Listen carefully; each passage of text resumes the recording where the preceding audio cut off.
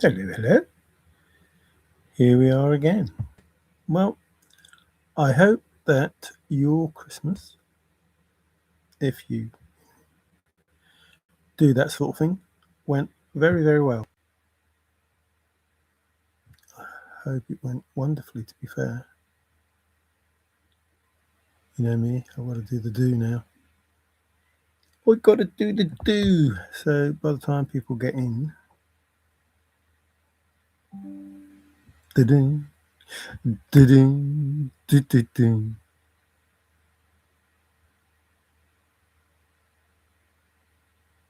Used to be easy when I had the other stuff.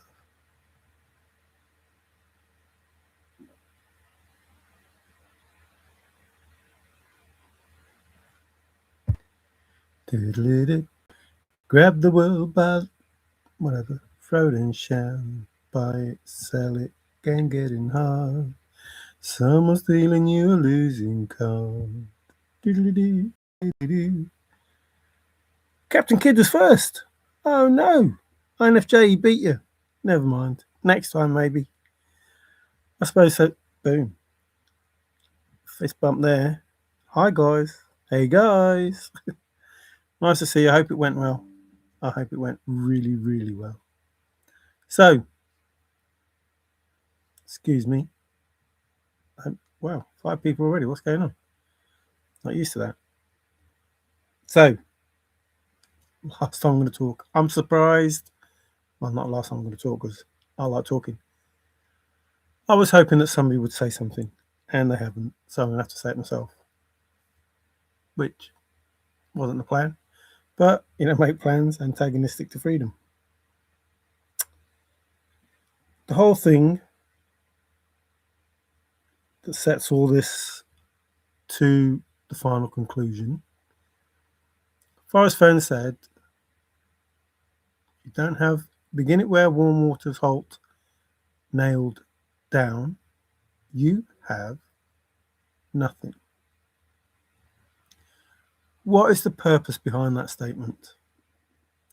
If you don't have begin it where warm waters halt nailed down, you have nothing. What's been said? You found nothing. You found nothing. Nothing's been found. If you can't even start, if you haven't got it nailed down, you can't even start that solve if it's not nailed down.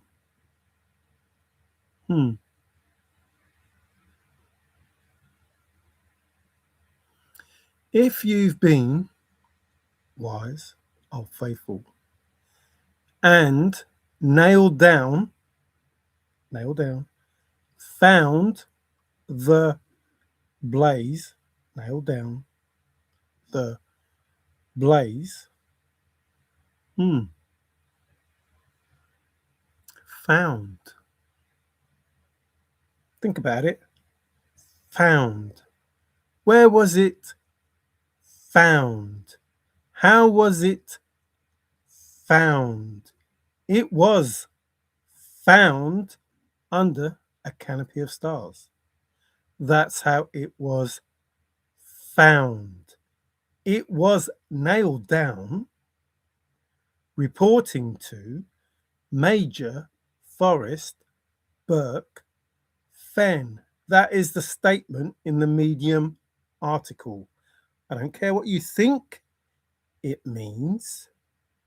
The statement in the Medium article about the end of the Forrest Fenn Thrill of the Chase being found means it was nailed down. Someone had it nailed down. And they had what? What did they have?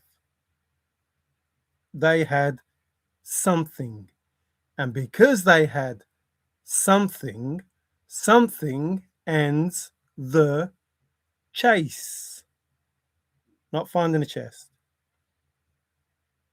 Not finding a chest. Having it nailed down. So, 5 years, 5 fucking years, 5 years of telling you what the answer is, 5 years of telling you how it was done, 5 years of explaining the truth in the Forrest Fenn Thrill of the Chase. 5 years. And all you had to do was listen and act upon the information. The information in the Medium article is telling you something was done. Something ends the chase. Begin it where warm waters halt was nailed down. Proven. Here is the word under. You can't see that, can you? Why can't you see what I'm... Oh no, what I'm putting down. Why can't you see what I'm putting down? Is it too low, too high? Aha, I see, said the blind man. No, not one. I can only see now. So that says reporting to. Another word for reporting to is under. It was found under a canopy of stars in the lush forested vegetation. As I've said 100 times, probably not 100 times, probably 99 times, it was found, nailed down. Remember, did nail down. It was found under, it was nailed down, something happened. Something happened, beginning where warm waters halt was nailed down, and something ends the chase. Me in the middle, that's what I called it. Me in the middle, where am I? In the medium, in the middle, in the medium article. I'm in the medium article.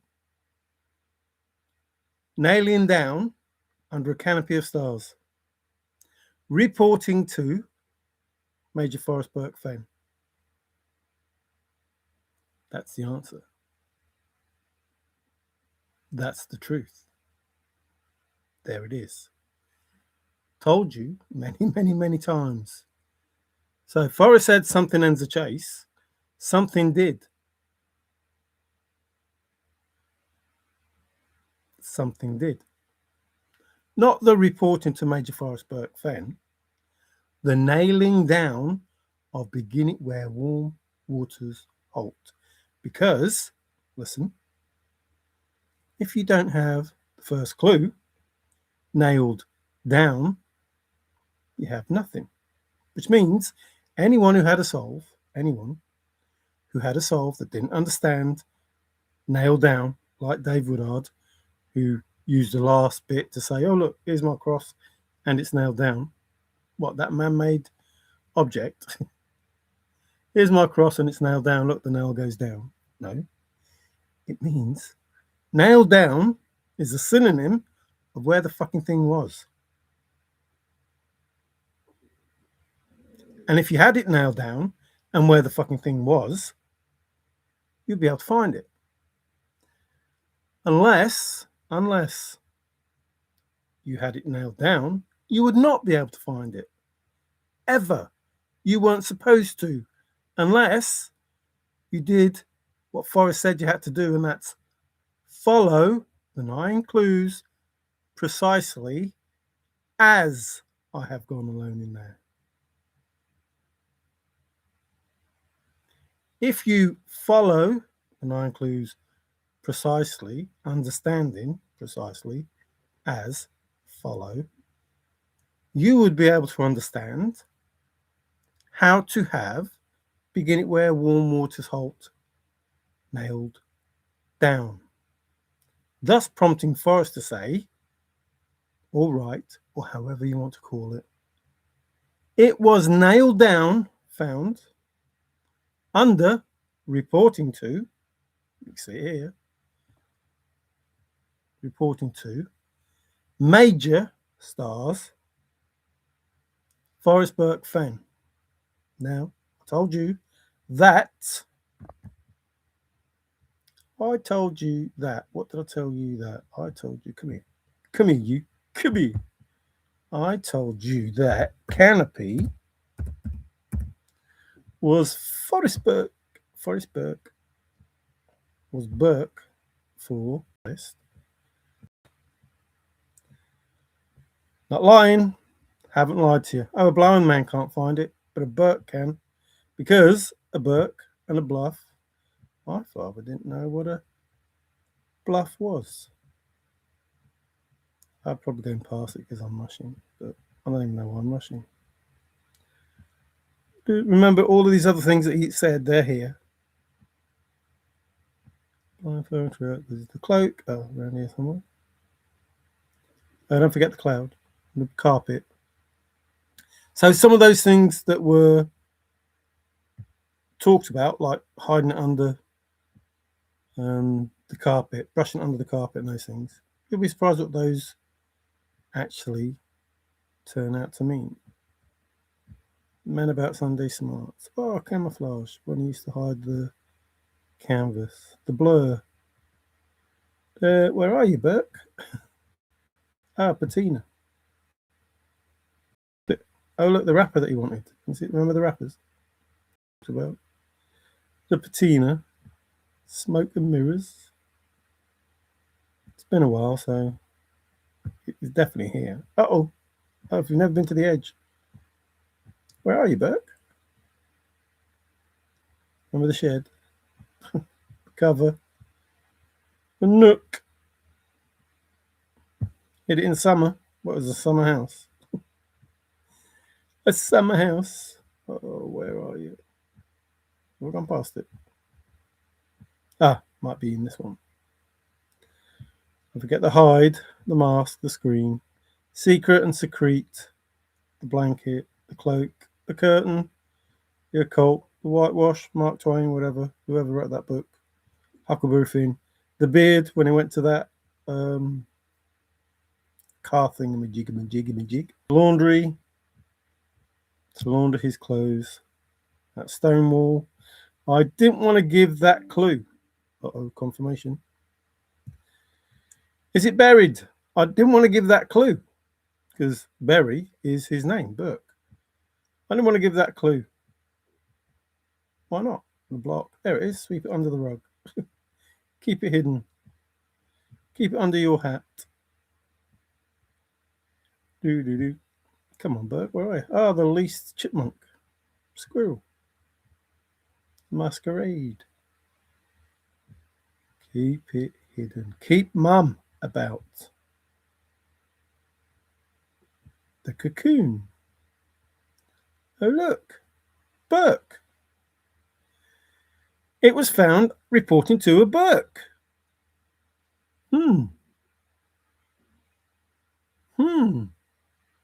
But the statement being, it was found under a canopy of stars in. So we have the canopy in, not first. The canopy isn't first. It's in the lush forested vegetation, the Forrest Fenn. Stars is major. So you take the canopy that's first and you put it in the lush forested vegetation.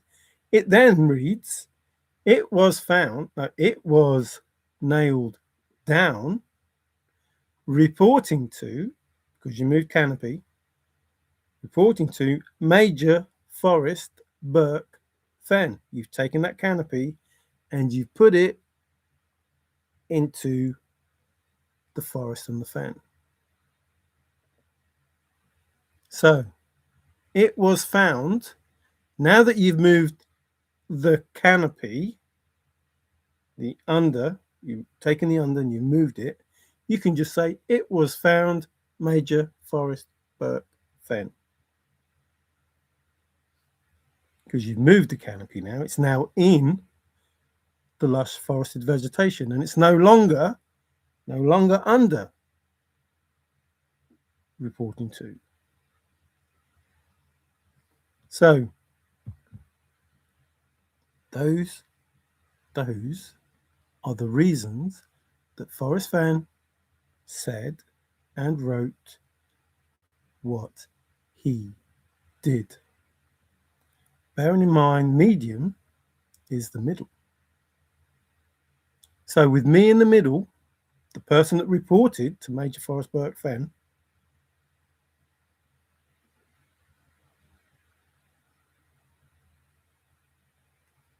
now everybody else that says they solved the Forrest Fenn Thrill of the Chase poem is a fucking liar, or absolutely 100%, I don't care what you think you're going to find in a few days, stupid to believe that the information they were given, like, what if land is not an issue?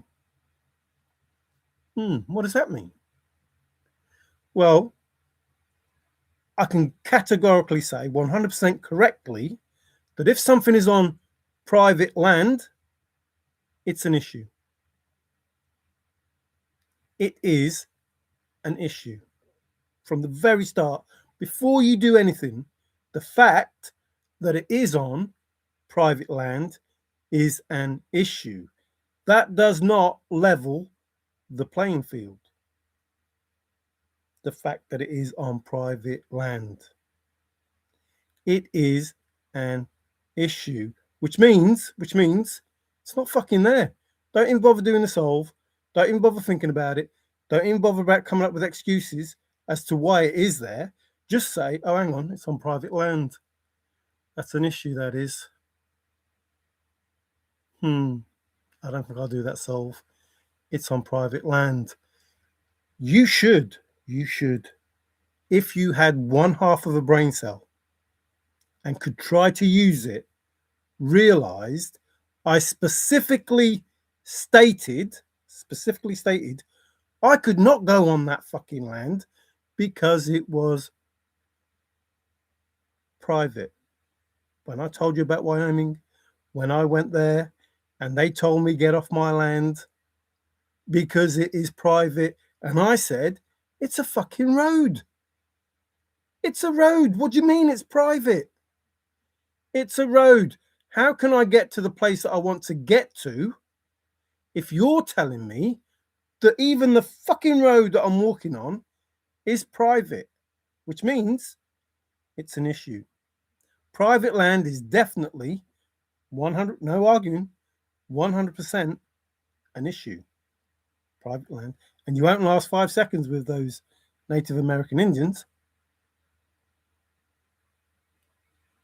So to say you have a solve that is on private land is beyond having only half a brain cell. It's beyond that. After being told the implications of it being on private land by Major Forrest Burke Fenn. After being told, what if land is not an issue?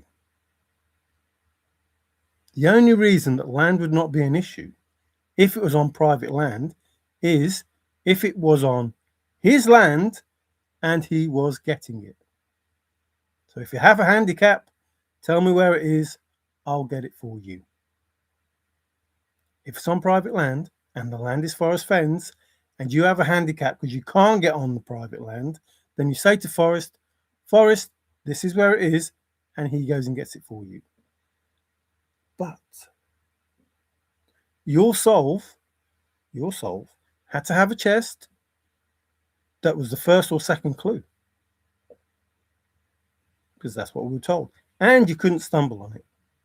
And it was in the place where you wouldn't normally go. All of those things. Like, you put all of those things into your solve. Because if you can't, even one of them, if you can't do one of them, it ain't the solve. And I've done all of them, and I've showed you all of them. To the point. To the fucking point that something ends the chase. If you don't have the first clue nailed down, you have nothing. How is your first clue nailed down? Mine's nailed down because I told you where it was. That's what it means. It means the place where it was. How do you find it? How do you find it? Because you have it nailed down. It was found. It was found. It was nailed down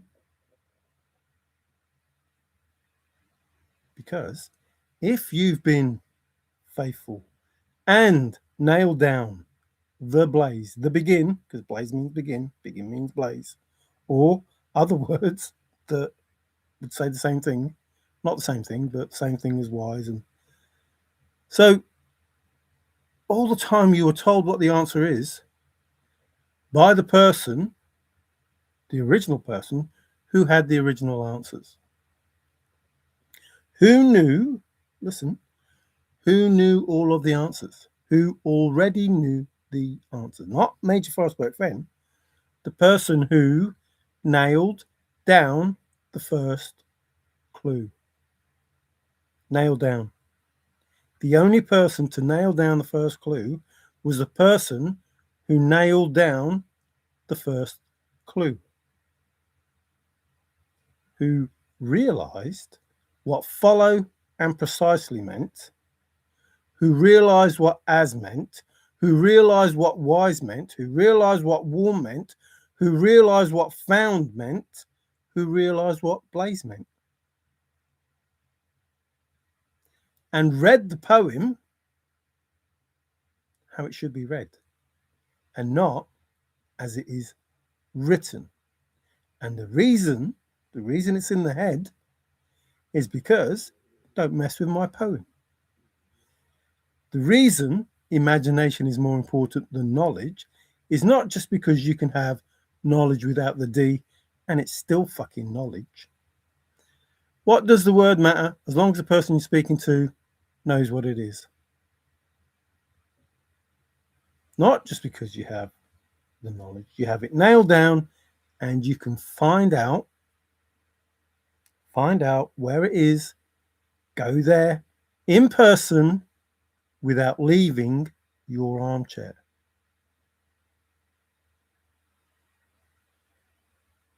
Knowing what drive means, because you have to drive to the first clue.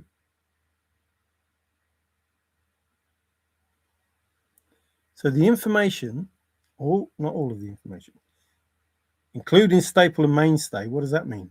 They mean exactly the same thing. Staple, remember in the interview I've told you about, he called him a New Mexico staple. Oh, staple. First time I've been called a staple. And then when he spoke to him later, he said, Forrest Fenn, New Mexico mainstay. Excuse me, confirmation. It's the same bloody word. It means the same thing. So basically, he's just saying, look, here are two words. What do they mean? Find out what they mean, and you have an answer. You have an understanding of what it is that I am doing, along with best and safe, simple, difficult. All of that information that I gave you, including ABCs, black and white. So the answer is simple and difficult.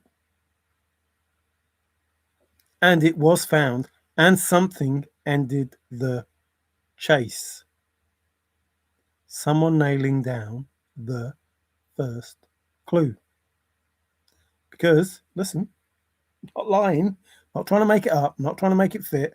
I'm trying to help you understand what went on and explain how it was done.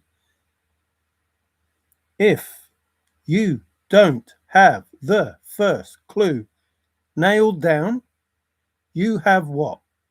I know I said Jack, but you, which is what you have nothing. Have nothing. But if you do have it nailed down, you have something. And that something will end the chase. Because that something is the name of faithful. That nail down that you have is of faithful. The wise, if you've been wise, faithful. If you found it, if you were faithful and nailed down the blaze, if you were faithful and nailed down the blaze, you had something, and that something would end the chase. And you could go there in person, because that's what it fucking means, and still be sat in your armchair. And nobody, even though I told you over and over again, even though I told you what it meant, even though I said to you in the Medium article, in the middle, me, in the middle, me, Mario, memoir, a memoir, going backwards, me, Mario, in the middle, the me's in the middle, a memoir, it's written on the front of the Thrill of the Chase. The me, a memoir, the me is in the middle. And coming back this way from memoir, it's me, M-A-R-I-O. M-E-M-A-R-I-O. Please listen. I'm telling you the truth. You don't want to believe, that's fine, but I'm telling you the truth. There is a word, well, lots of words, that means Ma. Ma is bad. Bad language, remember? I mean bad. Ma is bad, and it means other stuff. But we'll go with bad. Ma. I put an IOU in the chest, and I took it out. Ma, I-O-U, Mario, you. I took it in, I put it in, and I took it out. That's very similar to, I threw the Time magazine in the waste, and then I took it out. So there's information that tells you, real information, that tells you stuff. And if you listen, you will hear what is being said. I put an IOU in the chest, and then I took it out. Which way's out? So, I told you the truth all along for 5 years. From the beginning of Black and White onwards. I told you there is a solve, and I told you I was happy with my soul because it meant something very important, including fun and having fun. And Forrest was just having fun. He was happy. He was also obsessive, or whatever he said it was. He was also diabolical. What does diabolical mean? Like, you're given all these words and you are supposed to listen, but you didn't. You absolutely didn't. And so, before it was released that the chest was found, I told Forrest I was happy with my soul.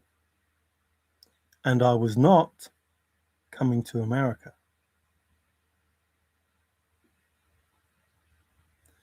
The chest was found, and all of a sudden, a whole load of people shouting and screaming, jumping up and down. Then Jack came along after I gave confirmation, I'm not lying, after I gave Forrest an email about a person named Jack, which was just synonyms of the word that we used in the Thrill of the Chase. Unbeknown to me, Forrest said he was being blackmailed for $1 million, or the community said it. I didn't realise, I never knew, that's how it was taken. There was no blackmailing going on. There was just synonyms of a word. Explaining to Major Forrest Burke Fenn how easy it was to write something like a poem, to write something using a con, a lie, different words, but it's the same words. And I did a video explaining what I did. I took the word snow, snow, snow, snow, snow, snow, window, window, window, window, window, and I explained to you how it was done. And you could have a sentence with the word snow, just change the words, with the word window, just change the words. You could have a word like Ken in the neighborhood. Like understand, getting an idea. I explained to you exactly how it was done. Precisely how it was done. Precisely. All you had to do was listen, use the words like this that I put in front of you. I put them in front of you like this. All of the words, every single one of them, all of the words, including the word found under reporting to, all of them words, all of them, every single one of them that explained how it was done. All you had to do was watch the video, listen to what I was saying, the two conversations, remember, saying two things at the same time. I'm telling you one thing, but behind what I'm saying, there's another version of what I've said. Understand what the other version is of what I've said, you have the answer.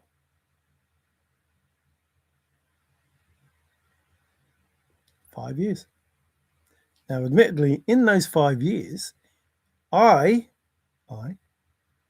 through stupidity or intuition, told you not only is there this way of solving the poem and finding a chest in the Rocky Mountains, there's another way of understanding the poem and finding out all there is to find out about the chase. Remember, I told you it's about the chase, all the people in the chase, all the people in history. I told you a whole load of shit, but it wasn't shit. It was treasure, because one man's is another man's treasure. I told you a whole load of treasure. I gave you gem after gem after gem after gem after gem. Confirmation. I don't know if you can hear my phone go off each time, but I'm not lying. I gave you the truth, and I gave you the answers I already know. I gave you. And for 5 years, I was giving those answers that I already know. And all you had to do is have faith that I was telling you the truth. I was telling you the truth all along. And all you had to do is, when I showed you these words, you had them all in front of you. You could do the same and go, oh yeah, look, that's what that says, and that's what that says. Look, hush. Remember, that was somebody in the hush whisper, hush hush, whatever. It's like you think that like critical mass and these people that are, in the chat, your name comes from what's happening in the chase. Whether it's Frank, shy guy, came from the chase. Trusted came from the chase. The names came from the chase. They were already in the chase. They were already written. I'd already seen them. And the information, told you, the information is in the poem. I told you to the point that I told you, even my passwords, not one password, my passwords were in that poem. And that's impossible. And yet when I looked up other people, there was other information there. And that information was true. So somehow, some way, the higher hand that helped write that poem wrote it in such a way that anything was possible, except that in the chase, remember it, in the chase, you're it, tag, did a video about it, tag Forrest, you're it, no tag Maor, you're it, no tag Forrest, you're it, no tag Maor, you're it, to the point that it took me to a place and it said, Mario, you are FF.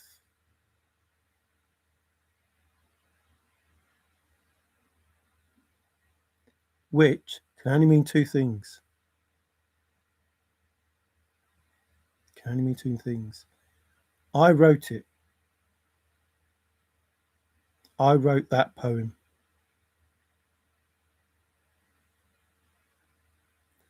And Forrest wrote it through me. My imagination, he wrote it. And he said it wrote itself. And it was written by a higher hand. I'm not lying. They're his words. They're his words. Now, I can read that poem. I told you. I'm not lying. I told you this. I can read that poem. I can read it as though I wrote it. I can look at that poem and I can find information. I think, how can I know that? Like, why am I looking there? Why am I looking this up? Why am I reading this? Because I'm meant to know it. Because it was a Job interview. It was for someone. It was for someone who had faith. Someone who was faithful. Oh, that's the answer to the poem. Someone who is faithful is the answer to the poem. And someone who is faithful, like someone who is at faithful and did something. Someone who is faithful and did something. So someone who is at faithful or someone who was faithful to a creator, to the creator, and did something. Well, I was faithful and I nailed down the first clue. I did something. I nailed down the first clue. I told you what the answer was. Told you what the answer was in my videos. Over and over and over, because that's what Forrest said. Told you what the answers were, and you totally ignored it. Even though it was 100%. It can't be argued. Can't be argued. You might not want to believe it because you have, what's that word? What are those words? Confirmation bias? Oh, right, okay. Like, you might have confirmation bias because you think that you're smart, but it wasn't about you being smart. It was never, ever, ever about you being smart or clever or getting one up or beating someone. It was about listening. Can you listen? Can you hear what people are saying? And can you stay faithful? What does listen to mean? So can you stay faithful? That's what it was about. It wasn't about being an egotistical, narcissistic son of a bitch. It wasn't about any of that. It wasn't about being greedy. It wasn't about that. It was about, can you stay faithful to a maverick? You need faith in a maverick. Can you stay faithful? And can you listen? And obviously, out of the thousands of people that were in the thrill of the chase, the answer was no. The answer was no. You all had confirmation bias for one reason or another. Greed, narcissism, egotistical, flipping whatever. Just whatever it was. You wouldn't allow yourself to just say, the person that did this has told us to listen good. So I better listen. And he told us no one can think my thoughts. So I'd better listen, because no matter what I come up with, no matter what it is, doesn't matter what it is, doesn't matter what you think it is, you're not going to come up with it. You're not going to think what Forrest Fenn thought. I didn't come up with it. I did not think, oh, I need to do this. This will be a good solve. Initially, I did. Oh, yeah, initially, I was a greedy son of a bitch like everyone else who thought they knew better. Until I humbled myself on a fucking little hill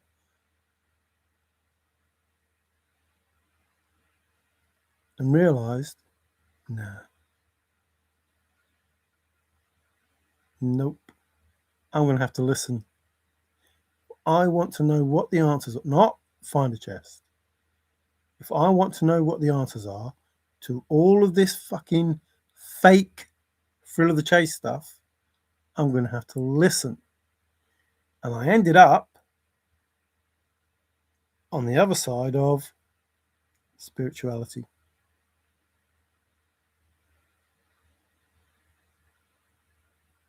I became spiritual, not religious or Gnostic or whatever it is. I'm not sure what I am yet, but I do know that I know the answers to life, the universe, and everything. Probably. But truthfully, that's just probably. I'm not joking when I say that. Life, the universe, and everything. I am not joking. That confirmation. I'm not lying. I am not lying. Probably know the answers to life, the universe, and everything. But I'm not going to say that as truth because I've a way to go yet. But I truthfully know the answer to the truth of the Bible, and the truth of the thrill of the chase, and the truth of any other treasure hunt that decides to, come into view. So your answers are the answers that I gave you 5 years ago. The truth that I gave you 5 years ago are the answers to the thrill of the chase. To find a chest in the Rocky Mountains. Not find the coin that was bit or the stick key. Not that. Not that. That's a different answer in a different way. But it's still the truth nonetheless. And I did it. I found the answers because I listened to what Forrest Fenn said, and he told me, decipher the clues. Decipher. That's what he said. He said decipher. Oh, I better find out what decipher means then. What is it that I'm actually supposed to do to find the answers that are in the poem? And I came up with all those words. And I did what all those words said decipher meant. Now, each time you said, oh, you can't do that, you're stupid, you've done this, you've done that, you've done the other. Forrest never meant this, and Forrest never meant that. And Forrest said, don't mess with my poem, and Forrest said this, and Forrest said that. Well, you didn't understand what Forrest said. But I did. And I explained to you that I understood Fenn speak. I explained to you that he said these things, and that's what these things mean. And that's why I did it. And you still went, don't know what you're talking about, Mario. Isn't what I'm talking about. They're not my words. They're not my thoughts. I just listened to what Forrest said, and I did what Forrest said do. What does do mean? So, for 5 years or more, I've been telling you the truth, and I've been giving you the answers as they were given to you by Major Forrest Burke Fenn, as they were given to you by Major Forrest Burke Fenn. And I did something that no one else did, and that something should end the chase. But it didn't. Because we ended up with Jack. We ended up with someone who thought that they could do one over on Father. And he went, no, Captain Kidd, what did Santa give you? I know you can't believe it, but it was a big piece of coal. That's what they used to get when they were young. Coal, oranges, those sort of things. I hope you got everything you wanted and needed, MJ. Hi, MJ. I didn't know you. Oh, there you are. That was who said, what did you get? It touched your tongue. What? Wait, what? What touches your tongue? I know. It touched your tongue. I know. No, don't know what that means. So, the information that Forrest gave was 100% truthful, but inaccurate. If you listened to what Forrest said and believed that what he said was what you needed to do, it will confuse the fuck out of you, which is what it did. Oh, it's just Fenn speak. Oh, it's Fenn talk. Don't know what that means. He contradicts himself. It's all blah, blah, blah, blah, blah. And yet, if you were the finder, if Forrest was talking to you, you would know not exactly what he was saying, but you could work out what he was saying by the words that he used, because remember, they can only mean so many things. Like, you can't use this word Burke in "it was found under a canopy of stars" and use strangle, because that's not his name. You can't use becloud, you can't use cocoon, you can't use front, you can't use full cover, you can't use becurtain, or any of those words, because it wouldn't make any sense in that statement. But the fact that his name is a canopy, because everyone's saying, "Oh, what's a canopy? Oh, it's this, it's that, it's the other," and they didn't bother looking it up. Well, what could it possibly be? What could under a canopy of stars possibly be?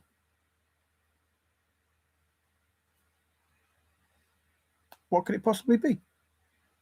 Not what you think it possibly could be. The term canopy and the whatever that word is. What's that word going to be? And the literary meaning. Thank you. The literary meaning of that word. I take you literal. So, the literary meaning of the word canopy is 100% Burke. And if you take that Burke and you put it in a Forrest Fenn, you get Forrest Burke Fenn. And if you stick in front of that star, which is a major, you get Major Forrest Burke Fenn. And if you stick in front of that stars, you get Major, Ursa Major, Ursa Minor, which is Major Forrest Burke Fenn, which is what I told you over and over again. That those words don't mean what you think they do in that Medium article. And whoever the finder was being told how it was not found, how it was nailed down, how the clue that you needed, if you didn't have it, you got nothing. The first clue that you needed, if it was nailed down, you had something. Remember, I told you all of this. If you had the first clue, you could start. If you knew where you could start, you could finish. If you knew where you could start, you could finish, because the start is where you arrive back where you started and know the place for the first time. The finish. The exact same place, but you started at the start, used big confirmation, and finished at the finish in the very same place. Listen. There was an interview, and a lady, I wonder who that was, and the lady says, "Forrest, do you find yourself doing a loop?" Lady's dangerous. Do you find yourself doing a loop? You start where you finish. You finish where you started. What did Forrest say? What did he say? Going in circles? Is that what he said? Is that exactly what he said? Precisely what he said? A circle, going in circles, because you never left that spot. You find yourself doing a circle, a loop, because where you finish is where you started. Following 9 clues precisely. Going nowhere, except going somewhere. Keeping on moving forward and never moving a foot. Always going forward. We can't find reverse. You never went one way and came back. You never came back because you never went away. You were always there. And where were you? What were you doing? You were always there waiting for yourself. You started at one point and you went through the poem and you're still here waiting for yourself to come back and realize I've finished where I started. And now I know. But you were waiting for yourself. You didn't know that until you got back to yourself and realized you're right where you started. But you were always in the right place. And it was always in your head. It doesn't need writing down. Doesn't need it. You're already there. You just needed a name. Just needed a name. If not for my name, I would have nothing.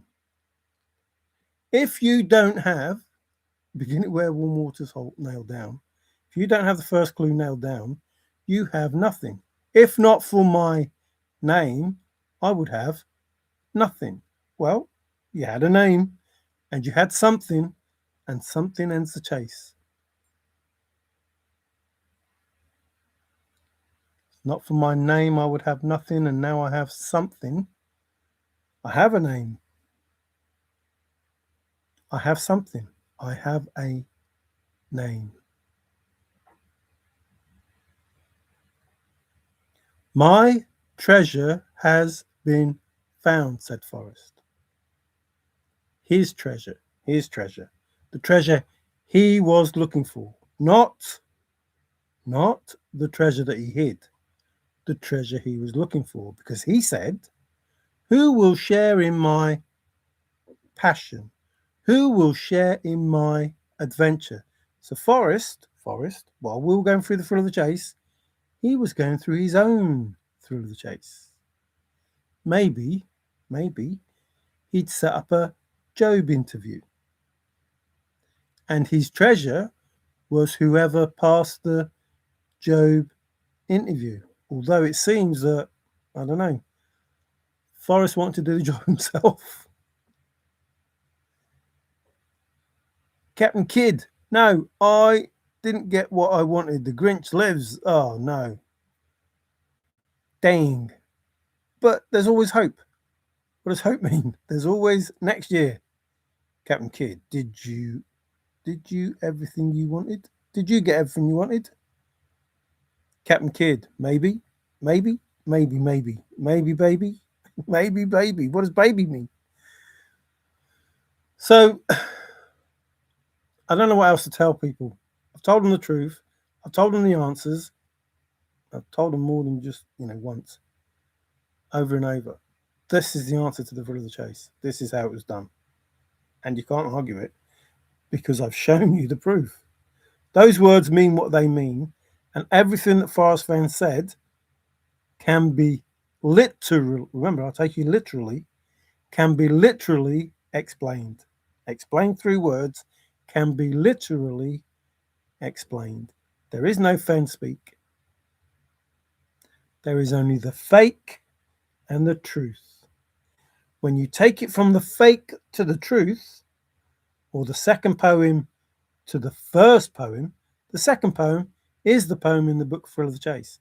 That's what the second poem is. That's what the second poem is. And if you read it, you'd know it's Forrest Fenn. I'm not lying. The second poem in the book The Thrill of the Chase is the poem in the book Thrill of the Chase. That's the second poem. And when you read it, if you read that poem to anybody who's been in the Thrill of the Chase, they will know, 100%, they will know that that was by Forrest Fenn. No doubt about it. Anybody in the Thrill of the Chase, you say, listen to this poem. As I've gone alone in there with my treasures bold, I can keep my secret well. And they say, yeah, I know that poem. Yeah, I know that. That's Forrest Fenn, definitely. Definitely Forrest Fenn. No doubt about it. If you start it with synonymously, I have gone alone in there, they'll go, no, I don't know who did that. So the second poem in the poem is the one that's in the book The Thrill of the Chase. And everybody, I don't care who you are, in the thrill of the chase, especially the people that are still in it, you know that Forrest Fenn wrote that poem. That second poem, you know he wrote it, but you don't know the first poem that he wrote. The only person that knows the first poem that he wrote is Douglas Preston. And what you need to ask yourself is, listen, fuck, I don't know how people get through life sometimes. Listen, there is a man in the thrill of the chase, and he tells everybody, everyone, every single person on these videos when you read them, that he saw the first draft of the poem and said it was too easy. What does that mean? What does that mean? It means he knows the answer. He knows the answer. He knows the answer. Right then and there, in that place, in that time, Douglas Preston knows the answer. Why do I say that? Because Forrest said, don't worry, they won't be able to solve it. He didn't say, well, what's the answer? He didn't say, if you think it's so easy, where is it? He didn't say that. He basically said, yeah, I know, it is easy. But when I fucking changed it, no one will understand what the answer is. So why did Douglas Preston give the impression he didn't know? I went to this lady's house to look for it and it wasn't there. But he knew the answer. Firstly, because he said it was easy. Secondly, because Forrest said, well, don't worry. By the time I've changed it, they won't know whether they're coming or going. Basically is what he's saying. So Douglas Preston knows the answer. And Douglas Preston disappeared. Doesn't seem to be forward in coming forward, does he? So I know the truth. Including in 1995, Douglas Preston said he already knew the Arizona answer. Well, you have to ask Forrest that. He definitely told me the Arizona. Well, hang on. You haven't told nobody. You haven't told nobody about no clues, no nothing, no helpful hints. And yet, you told him the Arizona car park? Hang on a minute. That doesn't seem fair. You told him the Arizona car park? Excuse me, confirmation. All the energy builds up when I do too much truth all at once. He told him the Arizona car park. He knew it. He told everybody that he knew it. So he told him he knew what it was. Too easy. Anyone will solve it. No, don't worry. They won't solve it for 1,000 years. Whatever. And then in the next breath, he says, yeah, I knew it was the Arizona car park. And Forrest said, no. Denver Museum. Which one is it? Which one is it, Forrest? Well, which one is it, Douglas? Oh, you have to ask Forrest that. Well, no, you shouldn't be asking anything because you shouldn't even know the Arizona car park. Like, you should not have known the Arizona car park unless you're privy to information you shouldn't be privy to. And then, after knowing what the answer is, because it's too easy, he went to this old lady's house to look for her and said he didn't find it. Well, you knew where it was, Douglas. Why the fuck did you go through all that? If it was too easy and Forrest didn't correct you and say, well, where is it then? You knew where it was. So you're leaving this old lady, if she exists, on a goose chase, or you're just given a clue. Maybe she's just a biddy. Maybe that old lady was a biddy. So I'm just telling you the truth, and I'm realizing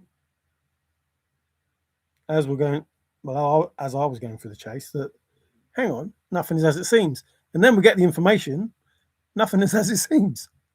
Why does that mean what you think they do? Nothing is as it seems. In other words, fake, fake, fake, fake, fake.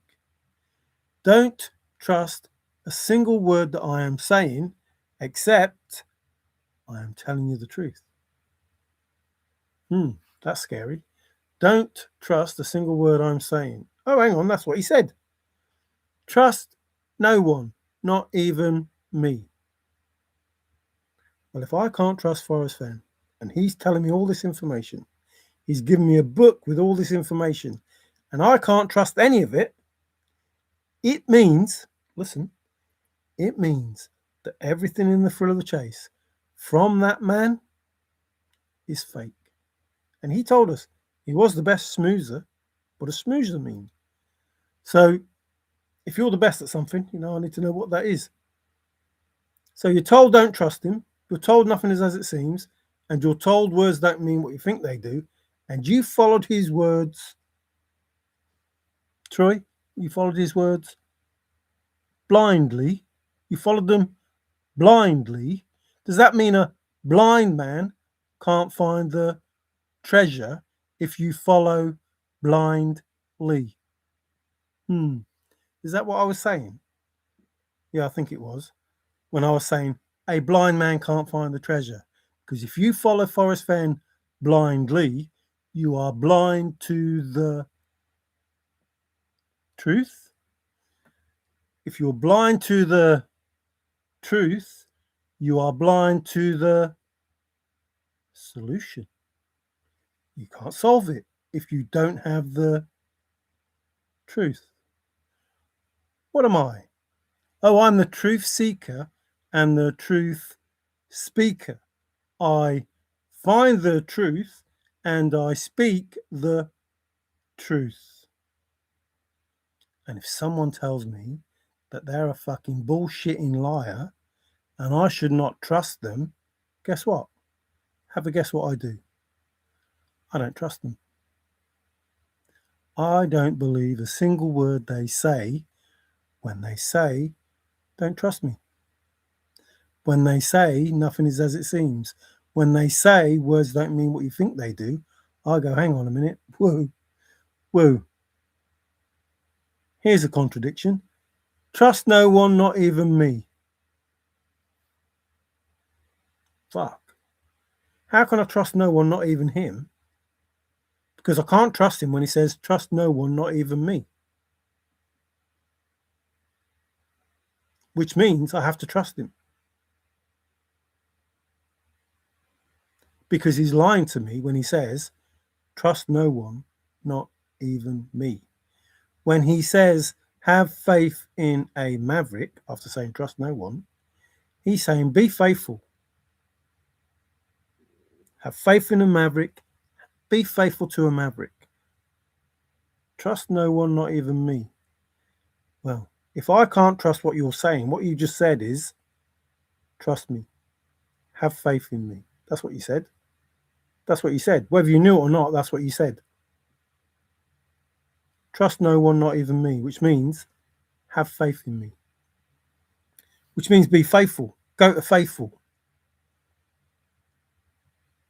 Like the answers were being given most of the time in the thrill of the chase. That you have to tell the truth, but not all of the truth. Here is the truth. It's simple. That is Yar's honest truth. That's Yar's honest truth. It's simple. It's difficult. That's Yar's honest truth. It's difficult. It may seem like it's corrupt and it's a lie, but when you look under, reporting to, you find out that in that statement is a whole load of truth, including trust no one, not even me. Because if that's a lie, trust no one, not even me, that means you have to trust him. You have to have faith in a maverick.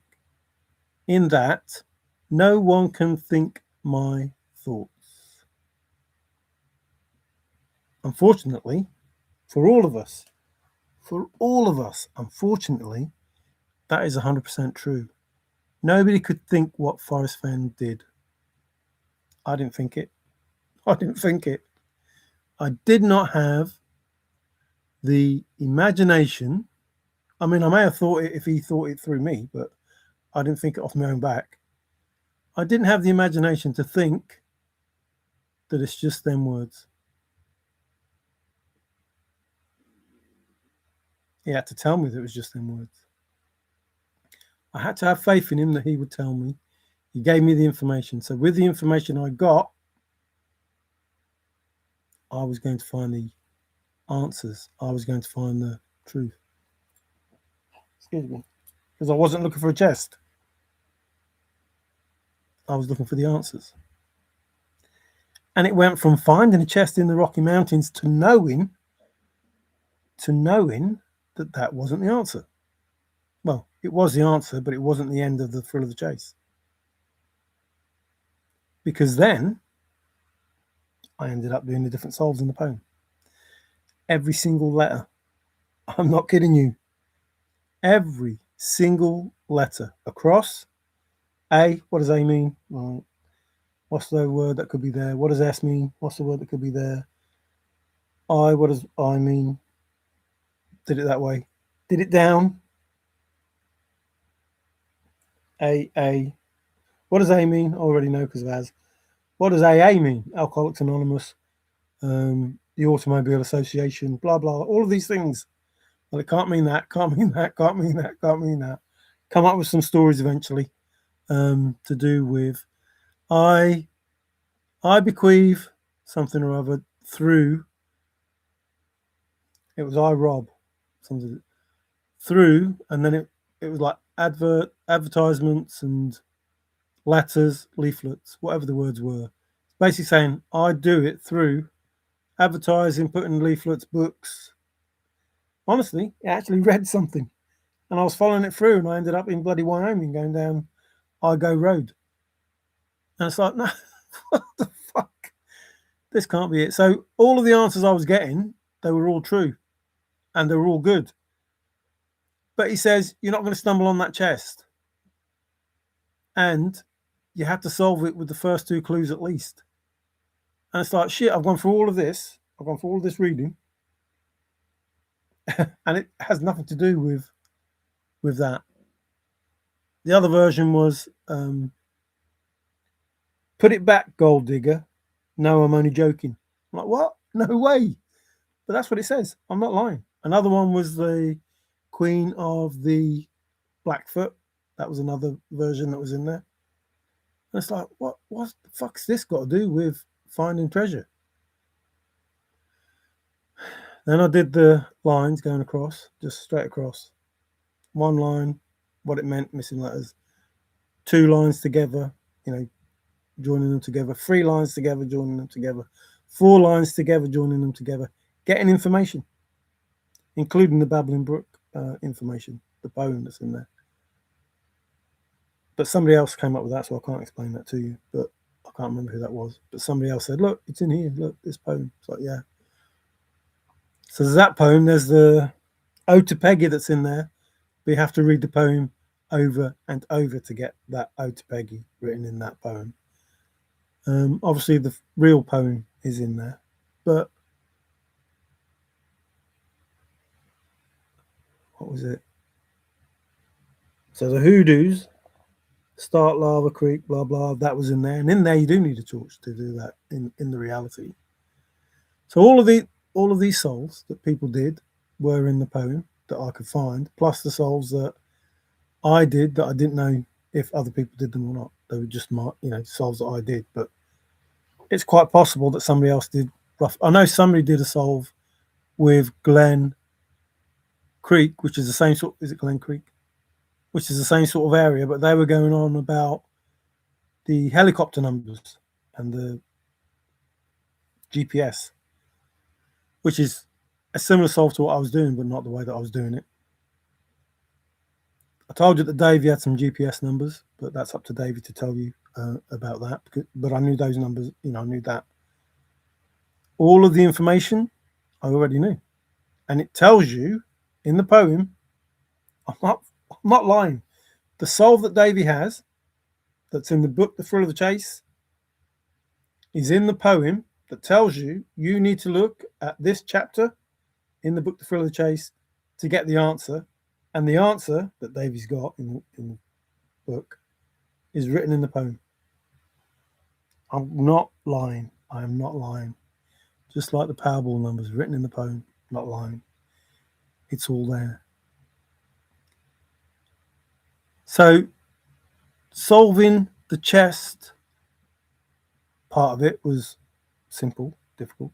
Remember, the precisely is the franc, which is the postmark, is precise because it was 6th of June. It was precise, got it on the right day. It was precise, and there was 2 francs. So the stout-hearted men, you know, the important literature. Remember, I'll take you literally. Important literature. What am I doing? What am I showing you? Important. What does important mean? So the information in the book that will help you, the hints in the book that will help with the clues in the poem, those words. How high a bully, to see how high he would bounce. My mother wouldn't bite down hard on a biscuit. Blah, blah, blah. I mean, the way he would say it. I think it's funny that, you know what? He says all of this in the book. I'm not lying. You just look at what those things are because they stand out. And you think, why is he making them stand out? Why is he making them stand out? When he says Jackie Kennedy's easy, why is he saying she's easy? When he says I was not short of tenacity, why is he saying that? Because that doesn't make any fucking sense at all. But when you look it up, it makes complete sense.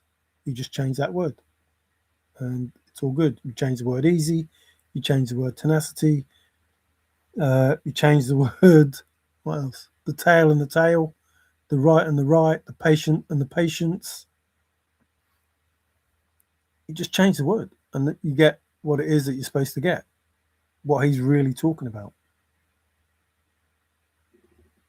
And that's why there was all the contradictions, because he was telling you false information for you to get the correct information, because you needed a correct solve. You needed to correct what it was you were hearing, because words don't mean what you think they do, and make it correct.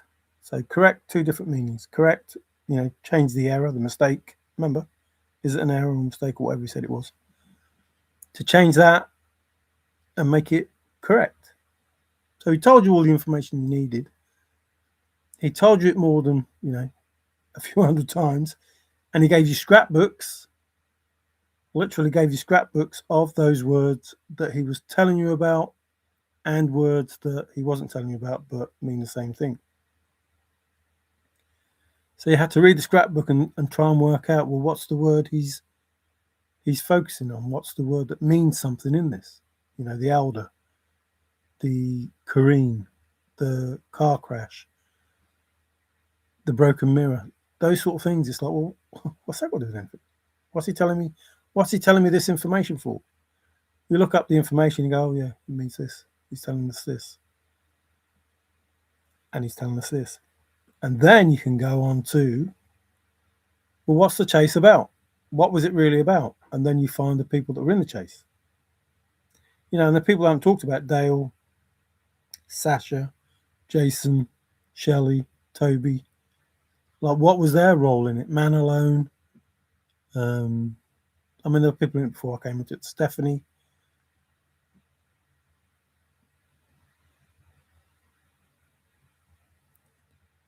Who else was in it before? Well, I don't know. But the people that were in it before I came in there, I know there's, I can't remember. Oh, man. He came back on not so long ago, did some videos not so long ago. Can't remember his name. Anyway, you look, I remembered it then because I looked him up, but I can't now. I can't remember that name. Even Susie Fenhaven. Obviously Justin, Amy Seeks, that Lewicki, solicitor bloke, whoever he was. Hillary. Is it Hillary? Obviously Ben, Ashley, Power. Like all those names, you look them up and you go, oh, hang on a minute.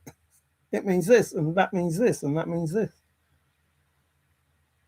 Oh, so is that what part they played? And did they know that was the part that they were playing? It didn't bother me because, like I say, I have no ill feelings towards anybody. I don't care. Part of the process is in the journey, not the destination.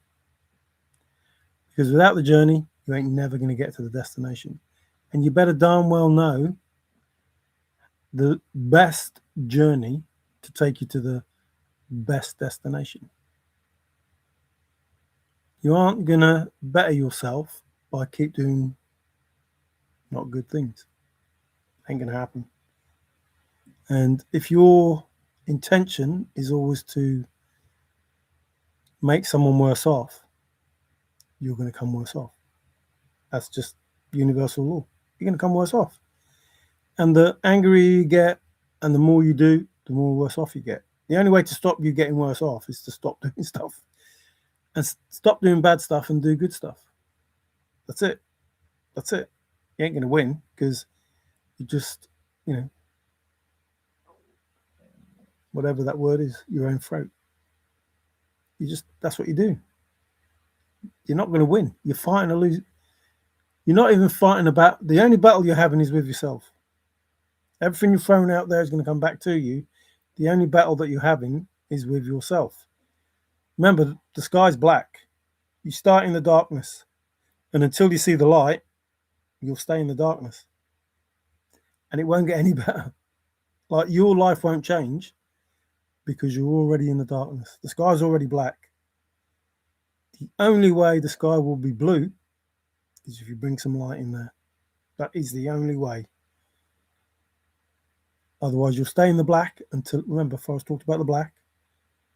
Even my costs were making a profit. You'll stay in the black until you're not here anymore. That's it. That's it. Until you come out into the light, you'll stay in the black. That's up to you. But the sky is black. And that's where we started, in the darkness. And we come out into the light. Now, there are those that are blinded by the light. They're in the light and they think everything is love and light. And they think the way to spiritual whatever is to be love and light, love and light, love and light, love and light. No, don't think so. Because if you ignore that darkness, you ain't going nowhere. You're just blinded by the light. No such thing as love and light. That ain't going to bring you nothing. Unattainable, that is. First, you have to understand the darkness. And that's the aha moment. You have to understand your darkness. You have to accept it and understand it. And what does that mean? Like, if you accept something and understand something, what does that mean? It means you forgive it. Like, you don't have to forgive it. But if you've accepted something and you've understood something, that is a form of forgiveness. And you don't have to forgive anything in that sense. You just have to accept what's been done, however, whether you did it to yourself or someone else did it to you. Whilst in that darkness, that dark moment of your life, you accept that it happened, then you understand why, how it happened, and then you let it go. Now, you don't have to forgive it. You just let it go, because now you've accepted it and you understand it. And that's the important part. The understanding is the important part. The realizing, the aha moment that says, oh, yes, I understand and I accept this part that is within me, this thing that is within me, this darkness that is within me, I love just as much as the light that is within me. I understand it, I accept it. Or you understand it and you let it go. Let it go. It doesn't serve you anymore. It was a horrible, terrible moment in your life. I went through some of those. Supposed to be going through some of them now, but I keep telling people it's not working, but they're not listening. It was a horrible moment in your life, a now moment that was just so bad. But you have to accept that it happened. It was meant to happen because you're supposed to learn something from it to put you, confirmation, to put you in this or on this train, this journey that you're supposed to be on. So those people that came into your life, that gave you those trigger moments, that gave you those bad moments, they were meant to be on that train. And they'll get off that train because you'll push them off. You don't want them on your train. They're not good for you. Don't spend your life worrying about this event that happened in your life, as bad as it is. As bad as it is, I know there's some bad. I know there is. I know there is. But you have to let it go. Because as long as you leave the person on the train with you, your journey, that journey is going to be hell. And if somebody comes to you and says, "Oh, you should forgive them," no, kick them off the fucking train. Kick them off. Accept what happened and accept that you don't want them in your life and you don't need to carry. Imagine that's a 25 kilo bag. That's a 25 kilo bag. So whenever it happened, if it happened when you were 7, 8, 9, 10, 11, 12, whatever age something happened to you, doesn't matter. At that point in time, you are carrying around this heavy bag. And all through your life, you're carrying around this heavy bag. Just fucking drop it. I don't want that. I'm carrying around this burden. Here, you, up there, Father, take this off me. I don't want it. But in taking this from me, because I'm not judging this person, because I don't want to carry around this grief that I have inside of me that I can't let go of, you take it, but you judge that person in the way that you see fit, because the way you see fit is probably better than the way that I see is fit. But I ain't going to forgive this person. I understand what was done. I understand why they did it. I know why they did it, because of whatever scenario that the event took place and how it took place, the sort of person that they are.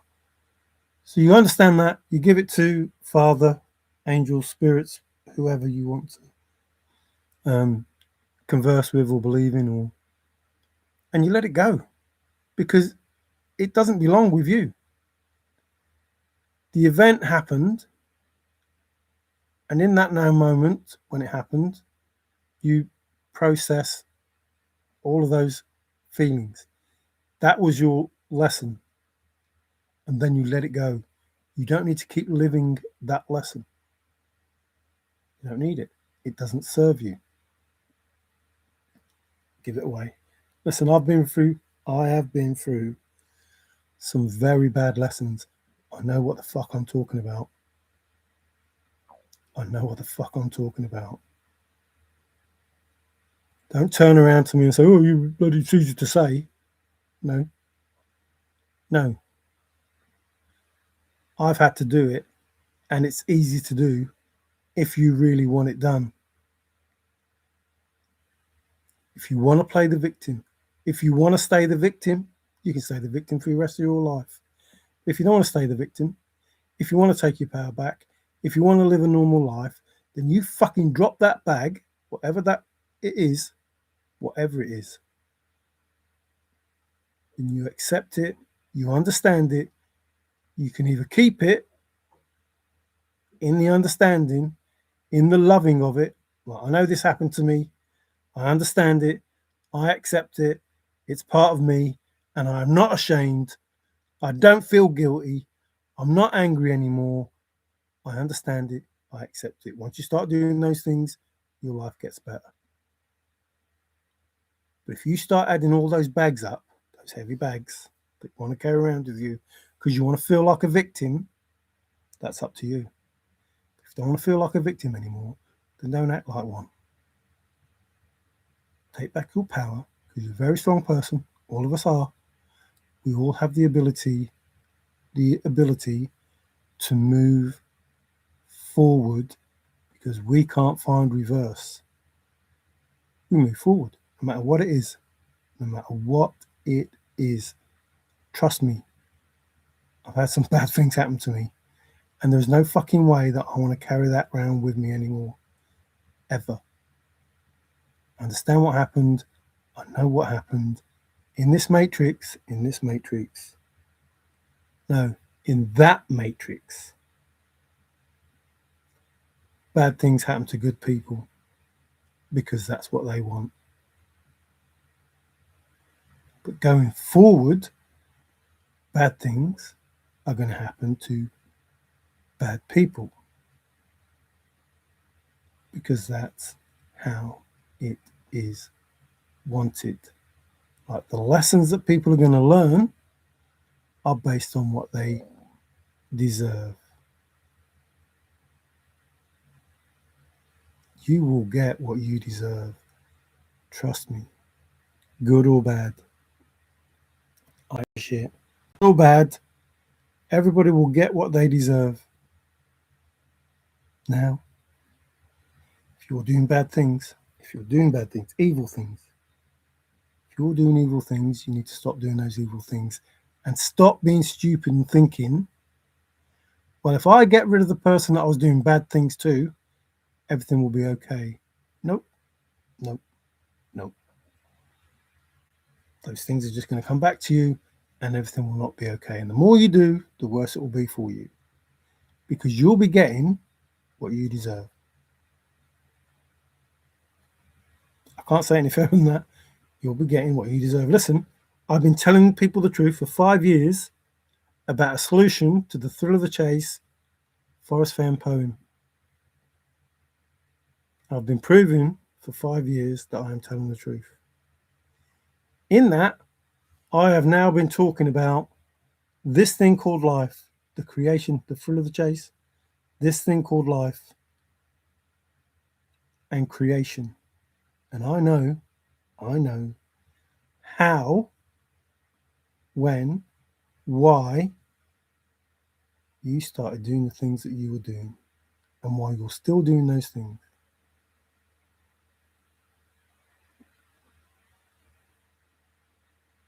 Those things that you're doing have to stop. As I said, you can stop. You can stop. You can see the error of your ways, the mistake, remember. You can see the error of your ways and you can try to make amends. And then you'll get what you deserve based on those things you do. As opposed to, you'll get what you deserve based on what you've done already. Now, these things that I'm saying are to help people. I was trying to help people in the thrill of the chase, and they laughed, and they did the things that they did. And I'm trying to help people in life, and they laugh, and they do the things they did, and they thought they were powerful, and they're not. They're just not. And the more they do, the worse off it will get. I'm not lying. It will just get worse and worse and worse. And I can hear you saying, it can't get any worse. Can't get any worse. Yes, it can. Confirmation. Can't get any worse. Yes, it can. Absolutely, it can. Absolutely, it can. Because as long as you're throwing crap out, it's going to get worse. It's going to get worse. Not only will it get worse in this life, it will get worse in the next life. And I will guarantee you that you will get the memories of this life in the next life to remind you what you did and how you should behave. And if Father decides, I don't know, if Father decides that he doesn't want you in the next life, that he wants to keep you separate because the way that you behave is not tolerable in New Earth, Heaven, the Elysian Fields, all of those names, Nirvana. If he decides that you're not of a soulful nature, let's say, he may put you somewhere else. Not up for me to decide. It's up for you to decide where you go, not me. I don't care. I can only tell you the truth. I can only tell you the truth. What happens in your life is based on what you do. That's the truth. That's the truth. No one else. All those people that you're trying to attack in the world, when I'm talking about being attacked, I'm not talking about just me. I'm talking about all the people in the world that are being attacked by people who want to steal and take and want back what's not theirs. Oh, don't leave now. I'm losing my money because I haven't got your energy anymore. No, leave them alone. Leave them the fuck alone. So the reason Forrest said there are no shortcuts is because there are people that are taking shortcuts. They want the benefits, but they don't want to do the work. That's it. That's a shortcut. And there are no shortcuts anymore, as people are finding out. No shortcuts. Those people who are still doing shortcuts will find out very harshly that you're supposed to stop. That you don't have access to people. Human beings, let's say. So, how much longer can I go on telling the truth and be concerned if people listen or not? That's what you need to ask yourself. How much longer can a truth speaker be expected to speak the truth, have nobody listen, and have them want him to shut up? Remember, Forrest said, shut up, shut up, shut up, whatever he said. Along with you can hide it again in the same place, along with read me what the poem says and it's game over. Well, the poem has been read. Something did happen, and the thrill of the chase is over.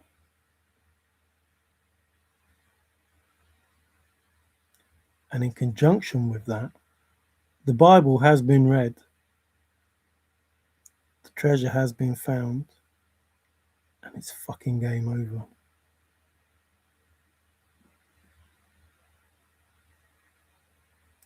As I said, as I meant, over 5 years ago, I am not searching anymore. I am happy with my soul. If you don't believe in that truth, you will surely find out soon enough that I am absolutely telling you the truth. Absolutely 100% telling you the truth. I am trying to help you. I am trying to help you.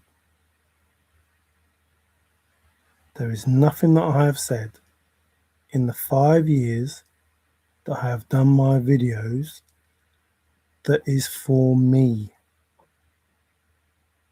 Think about that. There is nothing that I have said in the 5 years that I've done these videos that is about me. Not about me being clever, not about me being smart, not about me wanting to be rich and known as the finder or anything like that. Just, here's the truth, here's the truth. Do what you want with it. And in those videos, I always say, you don't have to believe me. You don't have to. I'm not asking you to change your beliefs. I'm not asking you to do anything that you don't want to do. I am saying, I'm trying to help you. Here is the truth. Do what you want with it. Do what you want with it. You have free will. I don't hold anything against anyone. You live your life the way you want to live your life. You will be judged on what you do, but you will never be judged by me. I'm not going to judge you. I don't give a shit what you do. I don't. That's up to you. I want you to have your best life. I want that. I care that you have your best life. That's why I'm doing this. But once I've given you the information, anything that you do after I've given you the information, I don't care. I don't care. That's your life. That's your free will. I don't care how you really live your life. I don't. I want it to be great. I want it to be safe. I want it to be loved. I want all of those things as I'd want for me. I want all of them things. But I'm not going to try and help you other than tell you the truth.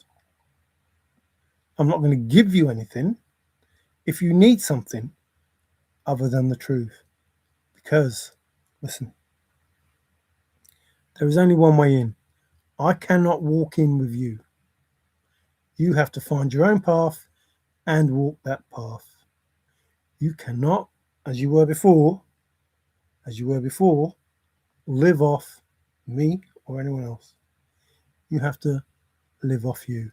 You have to find the imagination, find the creation, do whatever it is that you need to do to create a good life for yourself. If you are unable to do that, have a word. Have a word. Because I can assure you now, if you're unable to do that, it ain't going to end up too well for you. Sorry, but there's no darkness, only light. We have ignored. No, there's always darkness. That's how we start. That's how it all started. We all have darkness in us. If you ignore the darkness, you'll never heal, ever. The only way to get the only way, there's only one way in. The only way to get the light is if there is darkness, because you wouldn't notice the light. You wouldn't notice it. It'll blind. If there was no darkness to compare the two, and you're always in light, what are you going to do? What are you going to do?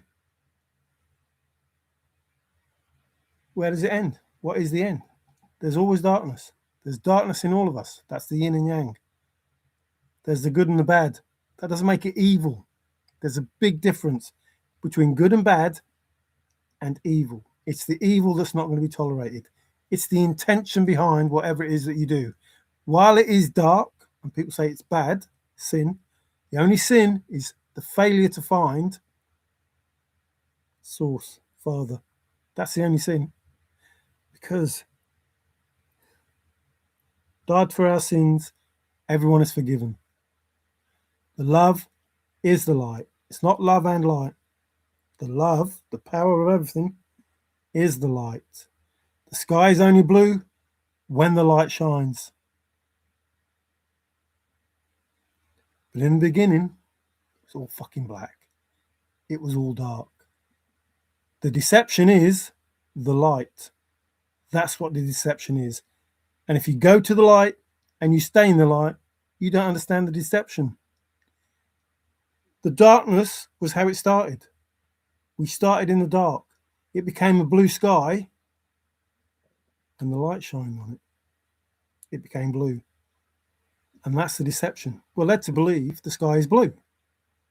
It's daytime, it's morning, the sky is blue. No, the sky is black. It started in the dark, let there be light, and there was light.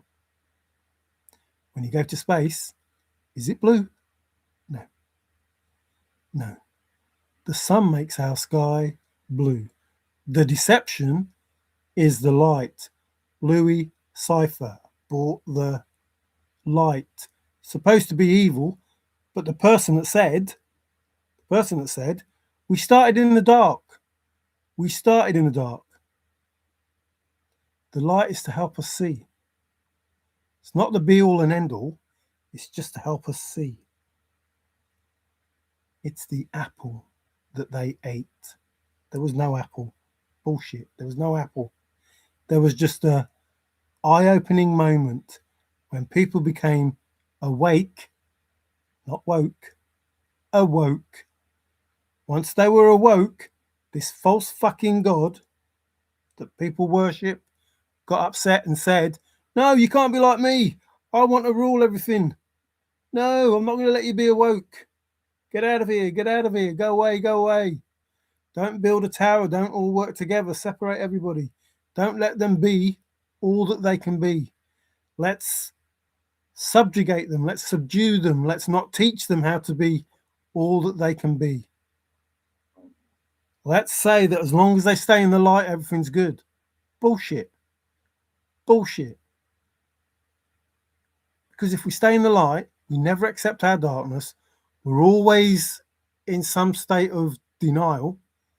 And we're always going to forgive them for the fucking darkness they cause.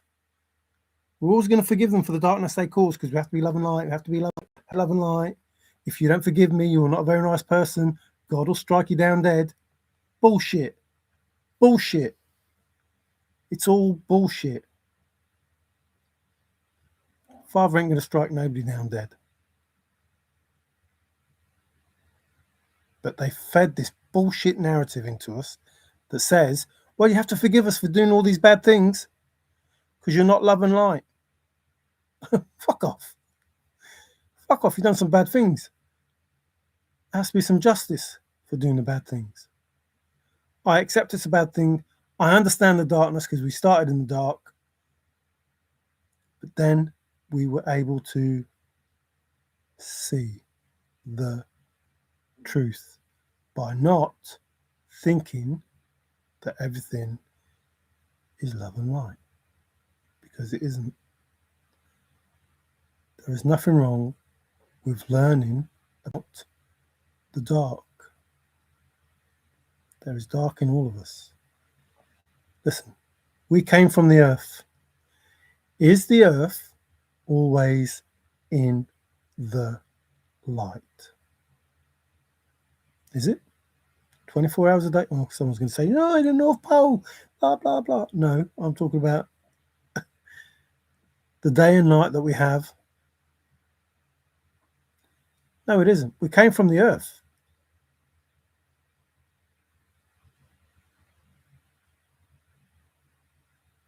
Day and night, the dark and the light. And that exists in all of us. And if you can't balance yourself between that dark and that light, it ain't as good as if you could. Excuse me, confirmation.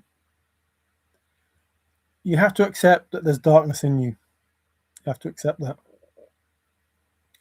And that is in you because of what you've done and what other people have done to you. And you carry that around with you. Now, if I was to say to you, have you ever lied? If you're honest, you'd say, yes. Have you ever stole? Yes. And the list will go on. And there's your darkness. And if you say there's no darkness in you, you're a fucking liar.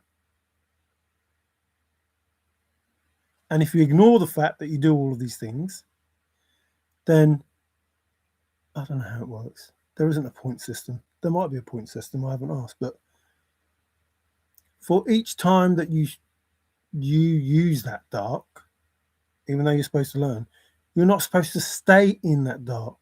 You're not supposed to lie constantly all the time. You're not supposed to steal constantly all the time. You're not supposed to hurt people constantly all the time. That's not what it's about. It's about doing it, realizing, oh, hang on, that's not right. No, I shouldn't be doing that.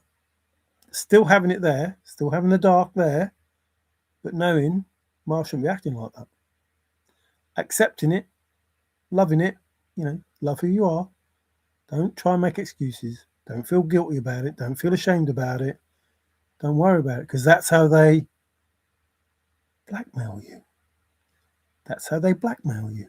That's the plan. Let's get them to this flipping hotel room. Let's take some pictures or whatever it is that they want to do. Let's get them stealing this money. Let's get them doing this. And then let's blackmail them. Let's make them feel guilty and ashamed of all these things. And then you're trapped. Fuck them. Say, no, I ain't paying you. Why should I pay you? You made me do this thing. Now, if you're doing it voluntarily, if you're doing this evil, bad thing voluntarily, that's a different matter.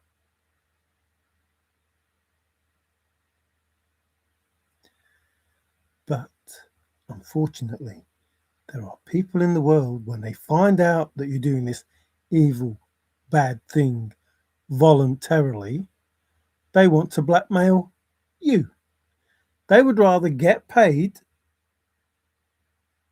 and blackmail you than say to the universe, to the land law that we have, that you're doing these things and it should stop because it's bad and it's evil. You're profiting of someone else's misfortune. So not only the fact that this person did this bad, evil thing, did this person suffer, but they suffer even more because the person that knows about it doesn't want to admit to anybody that this person's suffering. And they'd rather get paid than tell the world that this person's doing a bad thing and making this person suffer, or these people suffer. And those things will be corrected.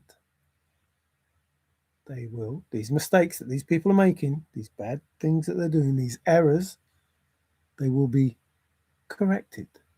The person perpetrating it and the person who wants to get paid for keeping it quiet. You're both sickening to me. Both sickening. Doesn't make me love you less. It just means I don't want to be with you because you're an evil son of a bitch who doesn't care about people. And I don't want to be with you because you don't care about evil people. You only care about you. Now, there's a difference between self-love and egotistical, selfish behavior. What you're doing is bad. When you're blackmailing people, that's bad. That's bad. You're saying, listen, I don't agree with what you're doing, but if you pay me, I won't say nothing. What? I don't agree with what you're doing. It's evil. But if you pay me, it's okay. Carry on doing it. As long as you pay me, it's okay. Carry on doing it. But I don't agree with what you're doing. You don't agree with what they're doing, but if they pay you, it's okay. Well, then you agree. You 100% agree with what they're doing. Because if you didn't agree, no amount of money in the world, no amount of money in the world would keep you quiet. That's for specific people that know who I'm talking to. So the world turns, and the desperation, the stupidity, the blind rage, whatever it is, the egotism, the pride, all of those things that don't help people, keep them believing there's going to be a different outcome, which is that insanity thing, isn't it? Keep doing the same thing, expecting different results. I'm trying to help people. Firstly, I'm trying to help those people that are being shat on. Firstly, I'm trying to help them by getting the people that are shitting on them to stop. If they stop, I'm helping the person that's shitting on them, as well as the person that's being shat on. Win-win. Don't see nothing wrong with that. I think that's a good idea to help both parties. But if the party that's doing the shitting on doesn't want to listen, trust me, these people that are being shat on, they're going to have their day, their week, their month, their year, their life back. Better than it was before. Bit like the $6 Million Man. Better, stronger, faster. Bit like that. You, on the other hand, will know what it's like to feel what they felt. I don't want that. I don't want that. But I'll accept that if it means that they don't suffer anymore. See, that's the dark side of me. The dark side of me that says, it's not all love and light. It ain't. Sometimes you need to step into the dark to do good things. You see how that works? Do you see how that works? It's a bit like fighting fire with fire.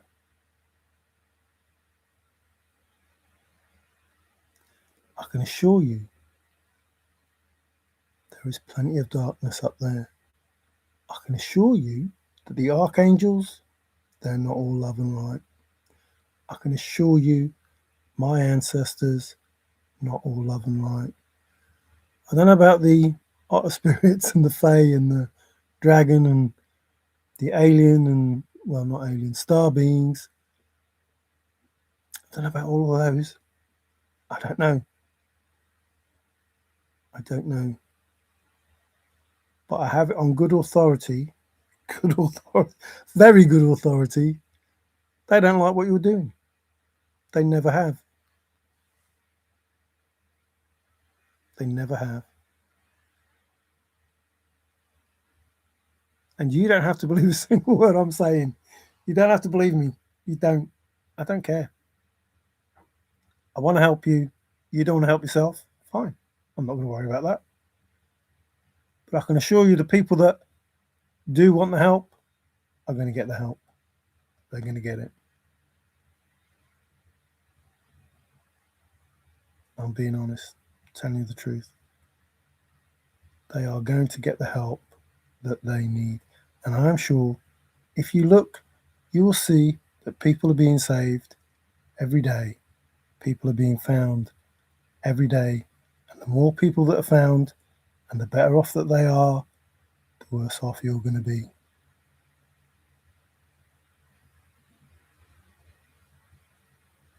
You know by now that even those that are working under you are pissed and they're starting to walk away. The more people that walk away, the more people are found.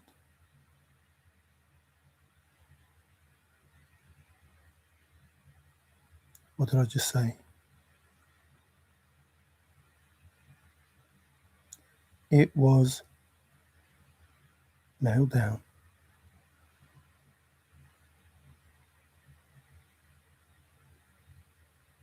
The more people that are nailed down,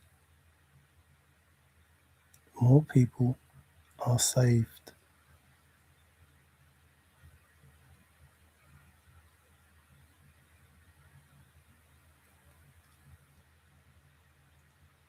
What a well, no. Alas, Dame Fortune did not spin her fickle web, or whatever that was. What a wonderful web we weave when we choose to deceive, or however that goes, however either of those statements goes.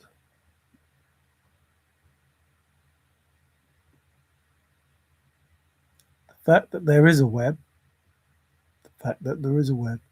everyone is connected. Everyone. Nothing has gone unnoticed. Nothing has gone unseen. Nothing has gone unheard. The stuff that you're burning is pointless.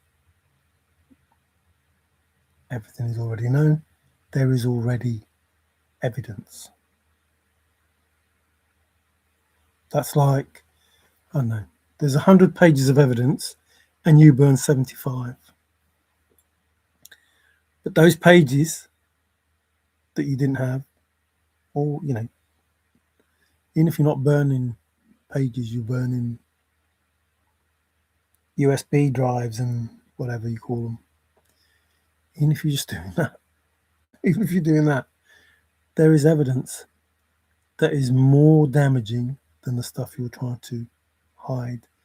That's the whole point of it. The whole point is to have the evidence. Already have the evidence.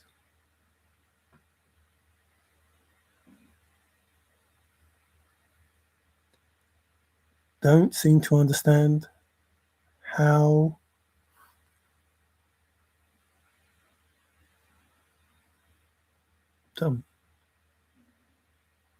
how espionage works, how energy works. You don't understand how the unseen works. You don't understand how Father works. So you understand how God works. God moves in mysterious ways. I'm not talking about God, we're talking about Yahuwah. confirmation. And he moves in very mysterious ways. See, he already, I've told you 100 times before, he already knows. He already knows. He knows. He's the past, the present, the future. You know, the omnipotent stuff. Like, stop thinking who's telling them all our business, or we need to be quiet because, you know, they're listening. No. If you're thinking, no one can think my thoughts, remember before I said? If you're thinking, you're talking. You're talking. Like, I'm just going to hide this here. Okay. He said it there. Not going to tell anybody. It's my secret. I'm not going to tell anybody where I've put it. It was nailed down. Was it? Oh, right. Where was it? It was Old Faithful. Okay.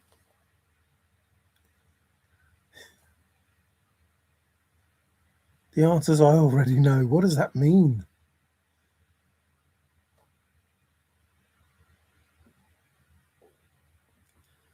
I don't know. I'm trying to help people, and they just hate the fact that I'm trying to help them.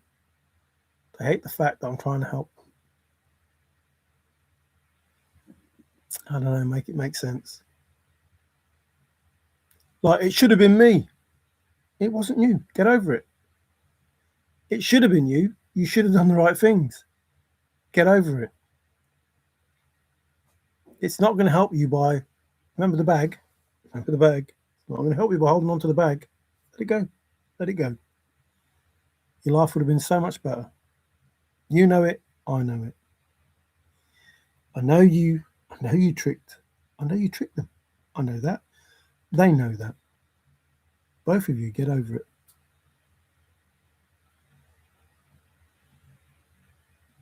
You're dragging each other down. My nose is running, I've got to chase it. You're dragging each other down and you're not helping yourselves. Get over it. Stop fighting with something you can't control. Stop affecting your own life by trying to affect someone else's. Look, I don't know how many times I can say the same thing. If you want someone to be confused, if you want someone to be unsure, if you want all of these things, for them to be homeless, for them to be this, for them to be that, guess what's going to happen to you? Have a guess what's going to happen to you. No one else's fault. You are going to be confused. You're going to be lost. You're going to be homeless. You're going to be all the things you wanted for that person. Now, you are confused because you're expecting the information you get to be certain information, and it isn't.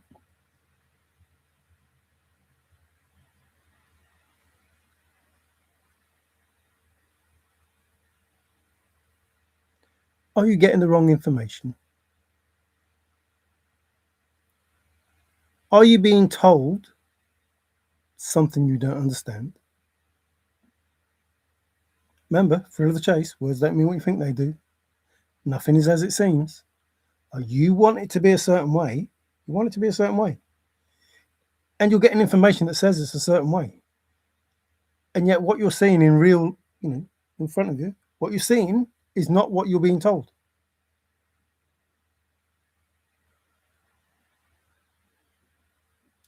What are you going to believe? What you're being told or what you're seeing? There is no confusion. There is no confusion.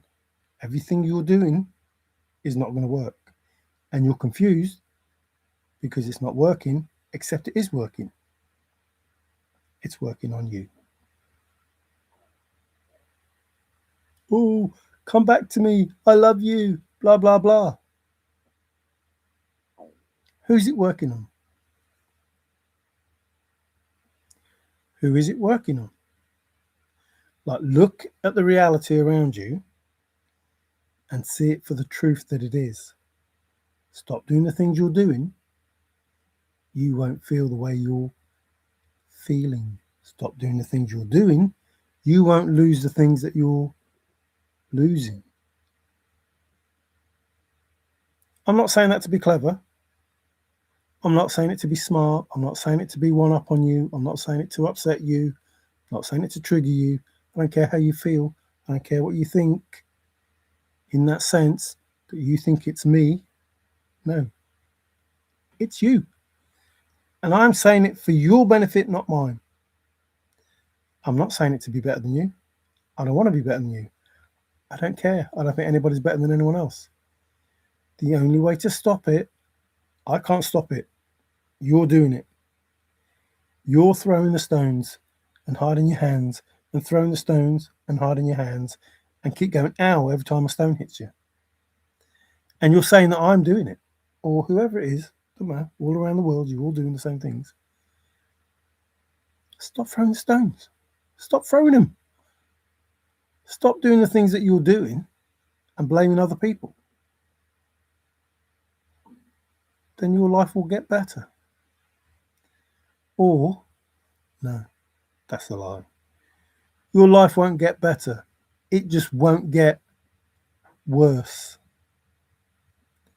Like, if you threw 6 stones, you've been hit by 6 stones. But if you've actually thrown 10, you can bet another 4 are going to be on their way.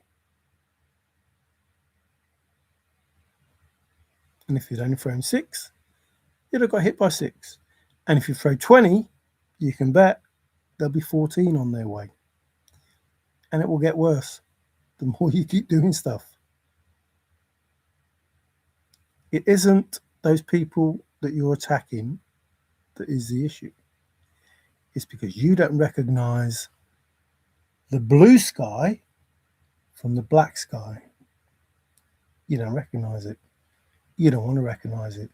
Through pride, through ignorance, through arrogance, through egotism, whatever it is, you don't recognize that the sky is black where you are. You think the sky is blue? No, the sky is black. When you realize the sky is black and you know you're in the dark, what is it you need to do?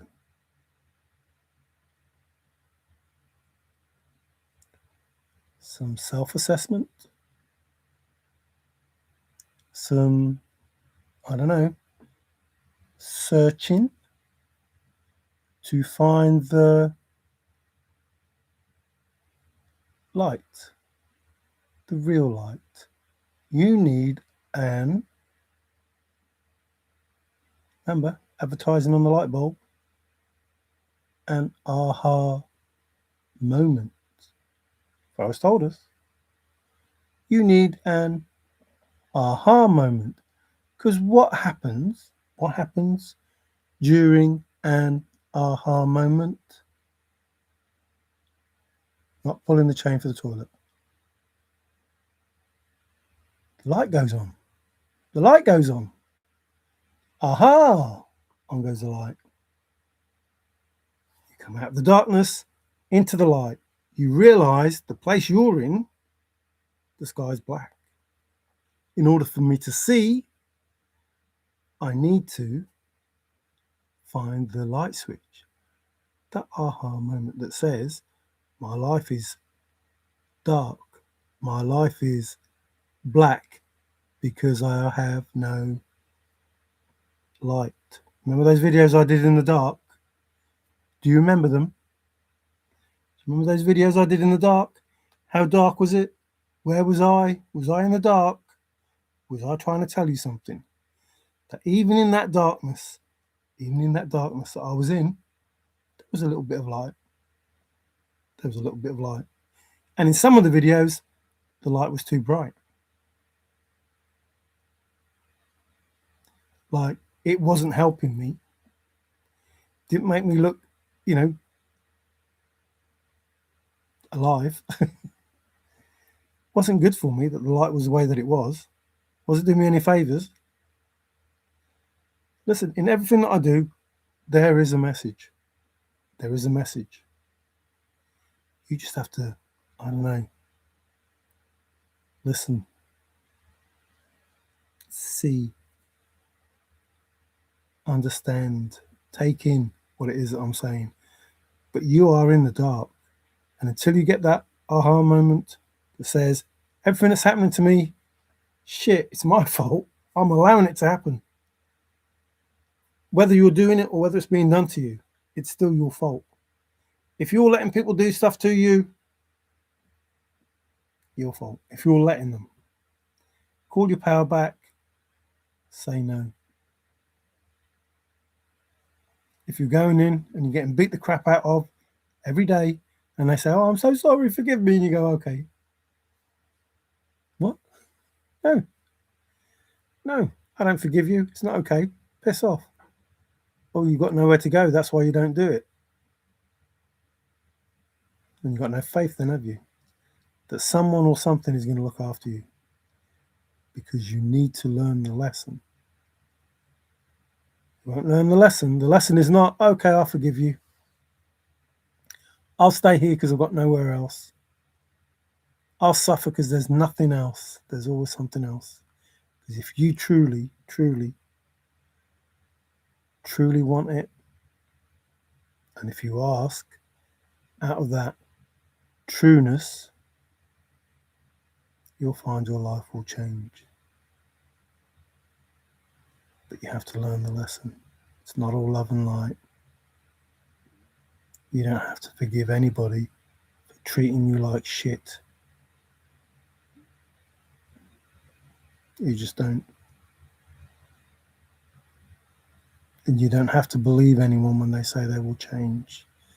Because guess what? You can walk away.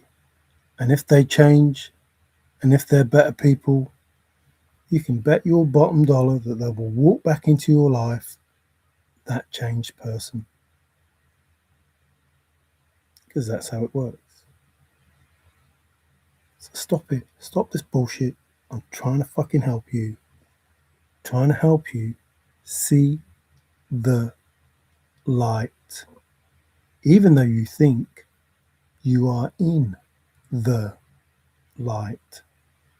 You ain't in the light until you've been in that dark night of the soul. You ain't never going to get in the light because you don't recognize the darkness. You can't see the deception that the sky is black. The sky is black.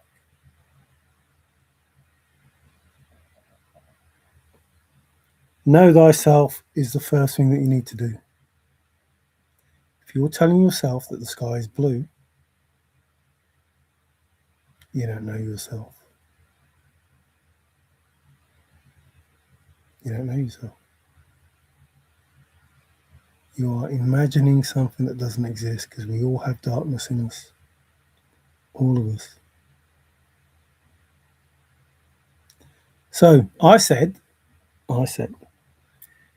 where you need to be, the sky is neither black nor blue. Sunrise early in the morning. What colour is it? Is it red? Is it not black and not blue, but a pinky, reddy, orangey, whatever colour it is, but it ain't black or blue? Not at sunrise, not at sunset. That's where we need to be. We can't always be in the light because the light is a deception. We can't always be in the blue because the blue is the deception. It's only blue when the sun's there, making it blue. Because really, in space, it's all black. Our Earth only thinks we have a blue sky because the sun shines. And we can't stay in the dark because that's not nice. And so it's best to understand there is darkness, there is light, and we shouldn't be in either Because one is deceiving, the sky is not blue, and one is not good for us. So when we know the sky isn't blue, when we know that the sky is really black, but there is a time when it's neither blue nor black, which is probably the best way to walk through life.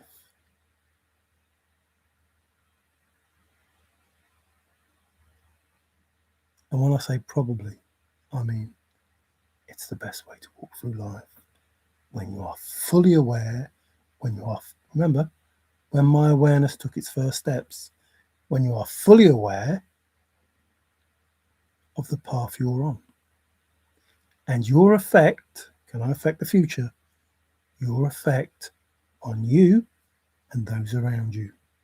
As you walk through life, that walk of life, not far but too far to walk, that walk of life, as you walk through that, the future that you have, that train that you're on, affecting the people that are around you, make sure it's for your highest good and their highest good.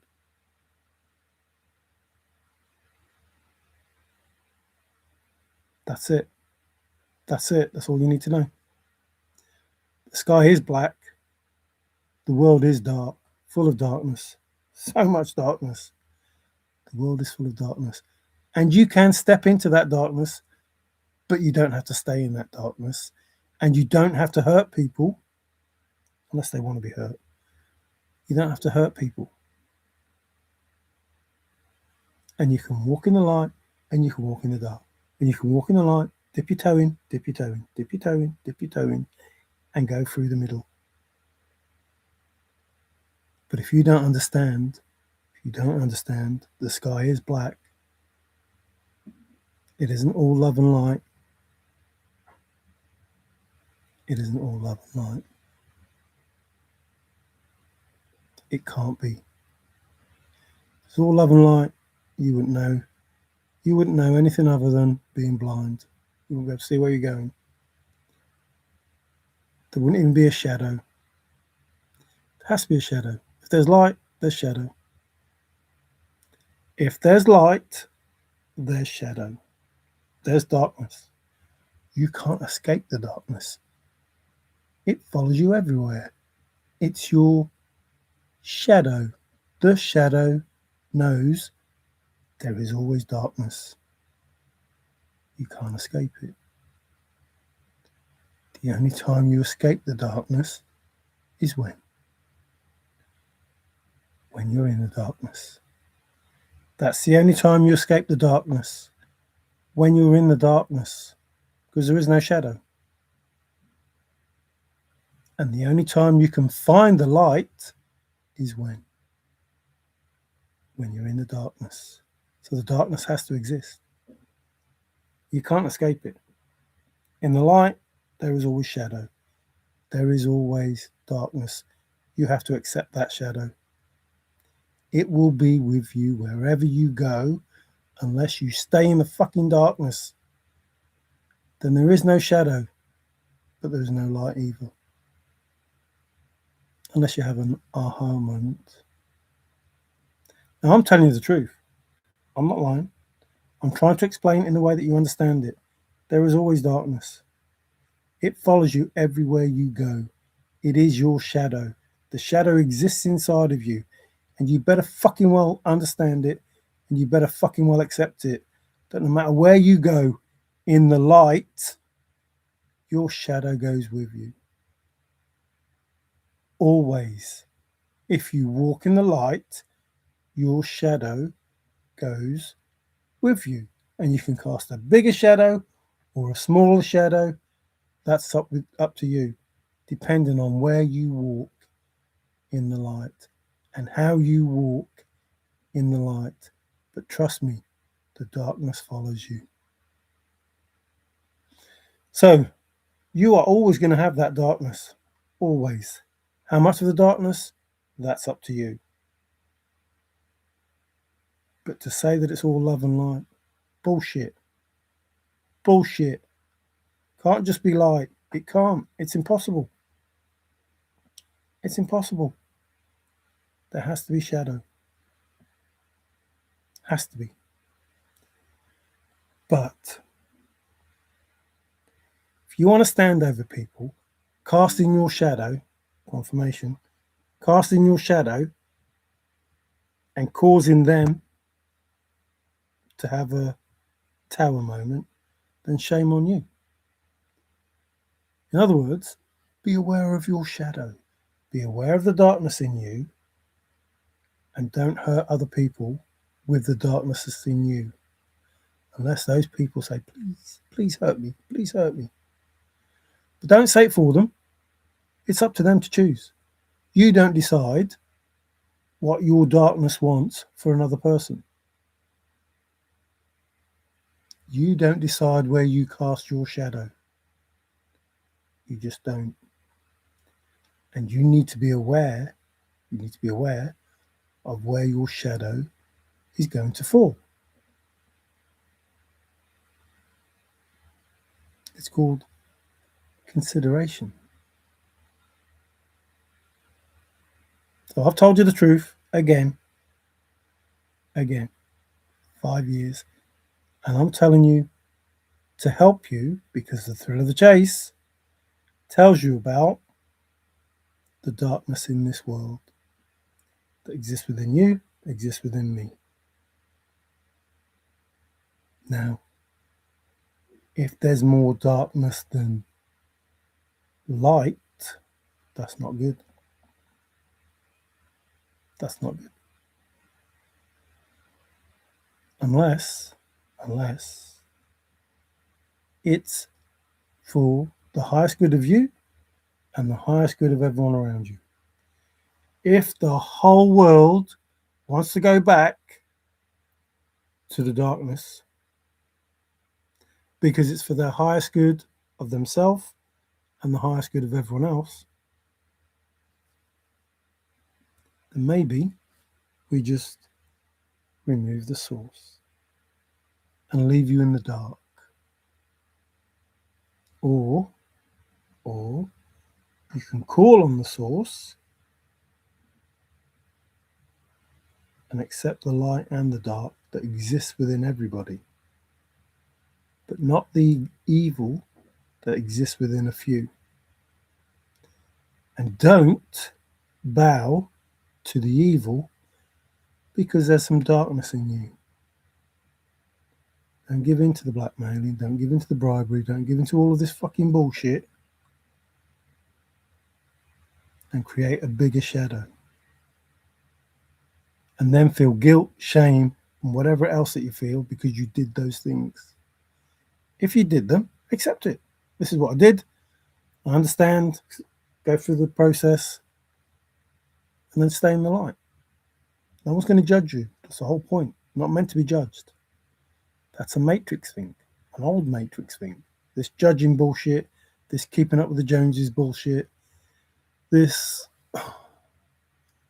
head down, do 3 jobs, trying to pay everything bullshit when all that money is yours anyway. When that inheritance is yours and they're stealing it. And if you think the sky is blue, you've believed everything that they've said. And you're willing to pay for your own existence when you should be paid for existing. Big difference. And I'm not lying. So to make it simple, then I'm going because already 2 hours. If your father and mother you're born and you've lived to the age of 6 and your sister's 5 or your brother's 5, whatever, and they give you pocket money to buy stuff and do things, and they keep giving you pocket money, and then when you get to 8, they say, actually, no, you have to pay us. We're going to stay at home and you have to go out to work.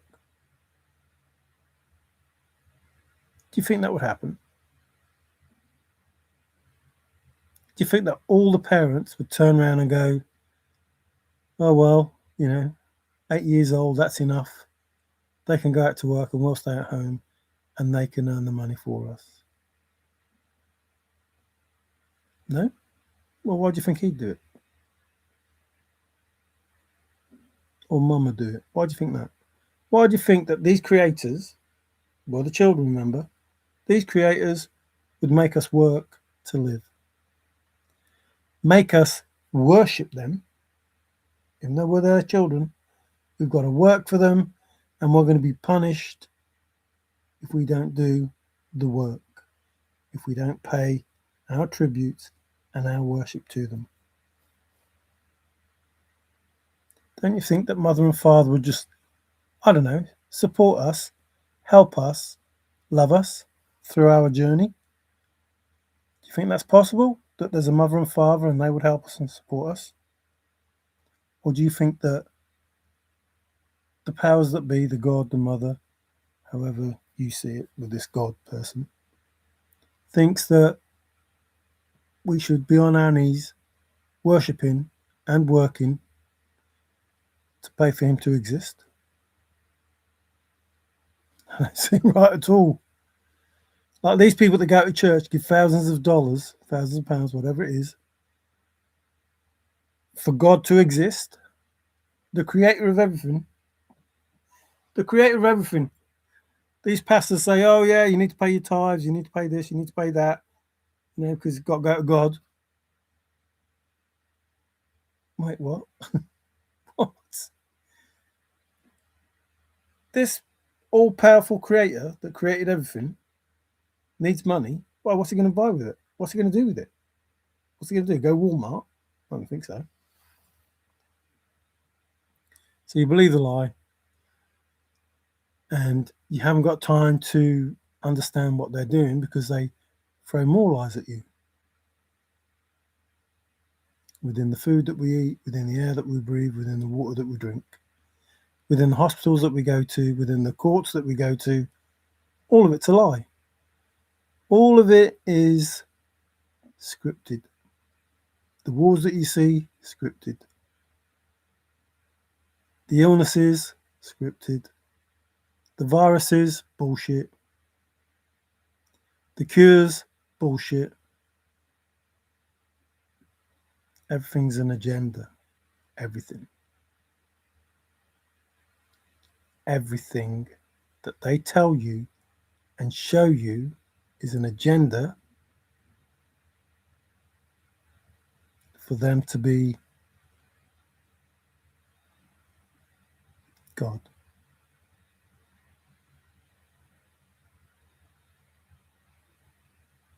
So I'm just telling you the truth. No mother or father, not no mother or father, because there are some sad fuckers out there. Most mothers or fathers would want the best for their children, and they certainly wouldn't want to have them work themselves into the ground, get on their knees, worship them, and suffer. Nope. They're like these people that I'm talking about, because they do those sort of things, except they do it with your children, not theirs. They do it with your children. Your children need to get on their knees. Your children need to worship them. Your children need to satisfy them in stupid fucking ways and the worst ways. That's what these people do. And they do it for fame, fortune, looks. That's what they do it for. And obviously to be powerful in God. That's what they do it for.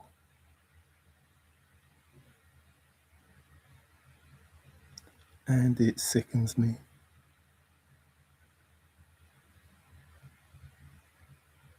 And I don't accept it.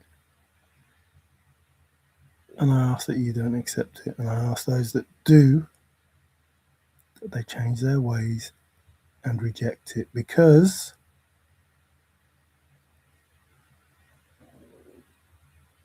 divine timing.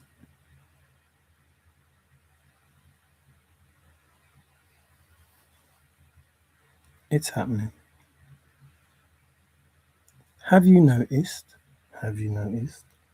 that time is getting quicker? Have you noticed? Things are moving quickly, like a lot quicker.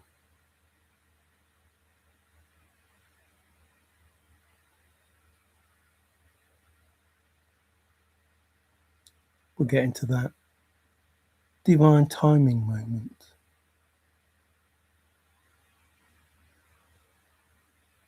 I can't help you because you don't want to help yourself. And I have no problem with that. None, none, none. And anyone who says, oh, you're a nasty person, or you're this, or you're that, I don't care. Because I know I'm not. I know I'm very fair. I know I'm very just. And I know I'm very balanced. But I know you're not.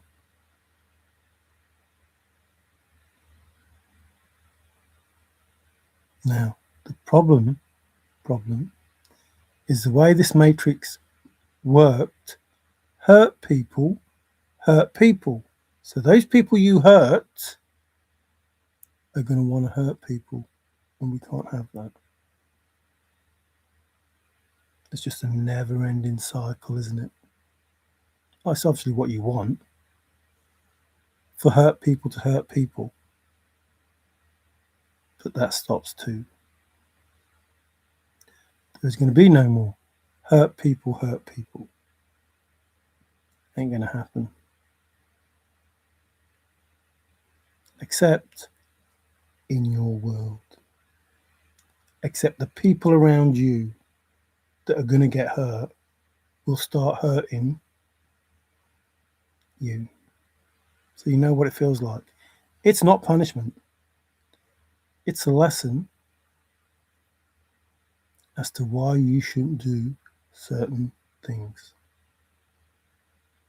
So you want to know how hurting people feels? Be my guest.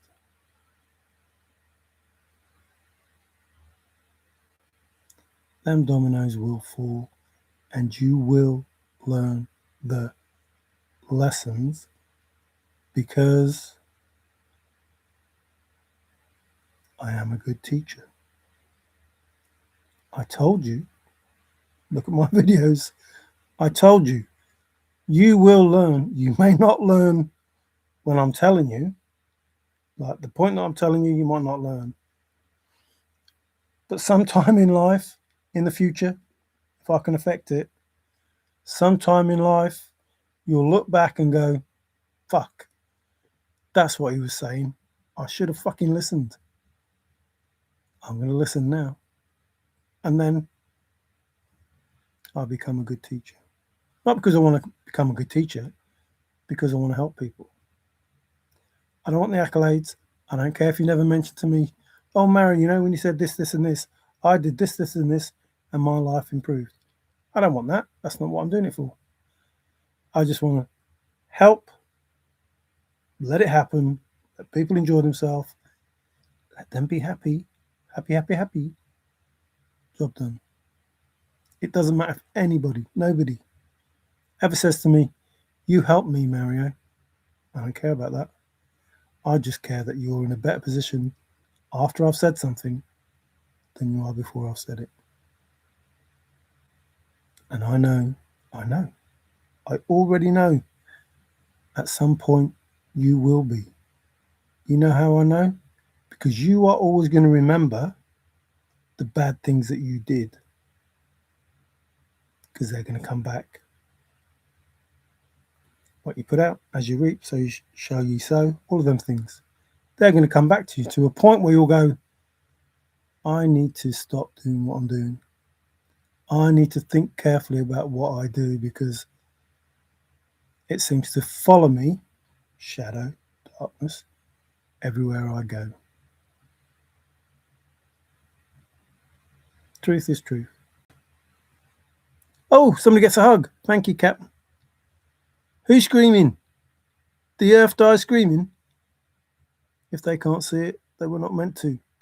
Yep, 100% Davey. But the thing is, it's 100% correct. If they can't see it, they were not meant to. But I think everybody's meant to see it. Everybody's meant to see it. You just have to want to see it. And there's the difference. You're meant to see it, but if you don't want to see it, you won't see it.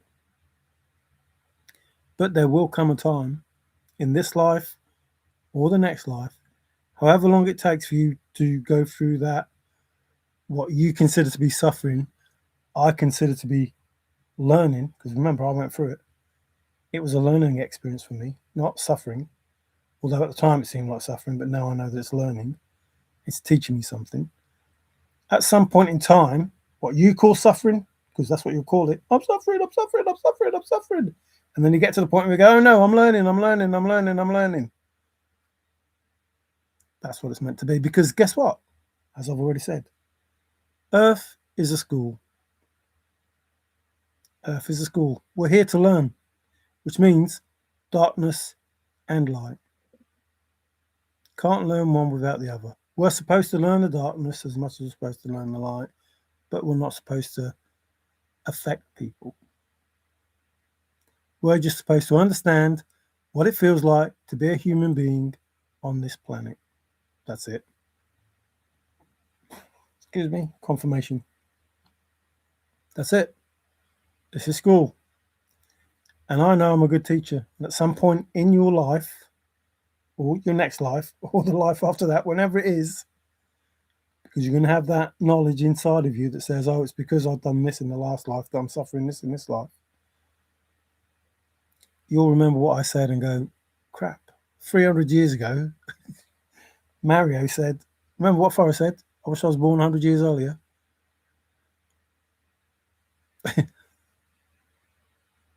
When you get the knowledge, you'll go back to the point where when the aha moment comes, you'll go back to the point when you first got the information and go, oh crap, maybe I should have done it then. Maybe I should have done it then. Maybe I should have listened then. Anyway, I is going. It's 232 and 22, 2222. All the twos. Of course, Frank was here. He'd say, look, I did that on purpose. I'm not. Anyway, it's good to see you, Davey, or read you, or hear you, or whatever. Got a tinny sitting on the bank. I'm off some fishing to do. Cool, mate. I hope you catch a big one. And if you're eating it, I hope you catch an even bigger one. I can't even begin to argue with that. I don't know. Who's that? It's the way I tell them. It's the way I tell them. Catch a big one, Davey. Yeah, I agree. Catch a big one. Catch a big one. Listen, I'm just trying to tell people the truth. I know people get pissed off. I know they get fucking angry. I know they do the narcissistic, egotistic, fucking misogynistic, whatever those people are that do what they do and believe that everybody else is to blame except for them. But trust me. If you're going through shit at the moment, the best way to stop that is to stop giving out shit. I will try hard, magic you do. Thank you for watching. Like I said, something ends the chase. I did something. Oh, you can't see it now, can you? Oh yeah, there it is. Burke. Burke is a canopy. It was found under a canopy of stars.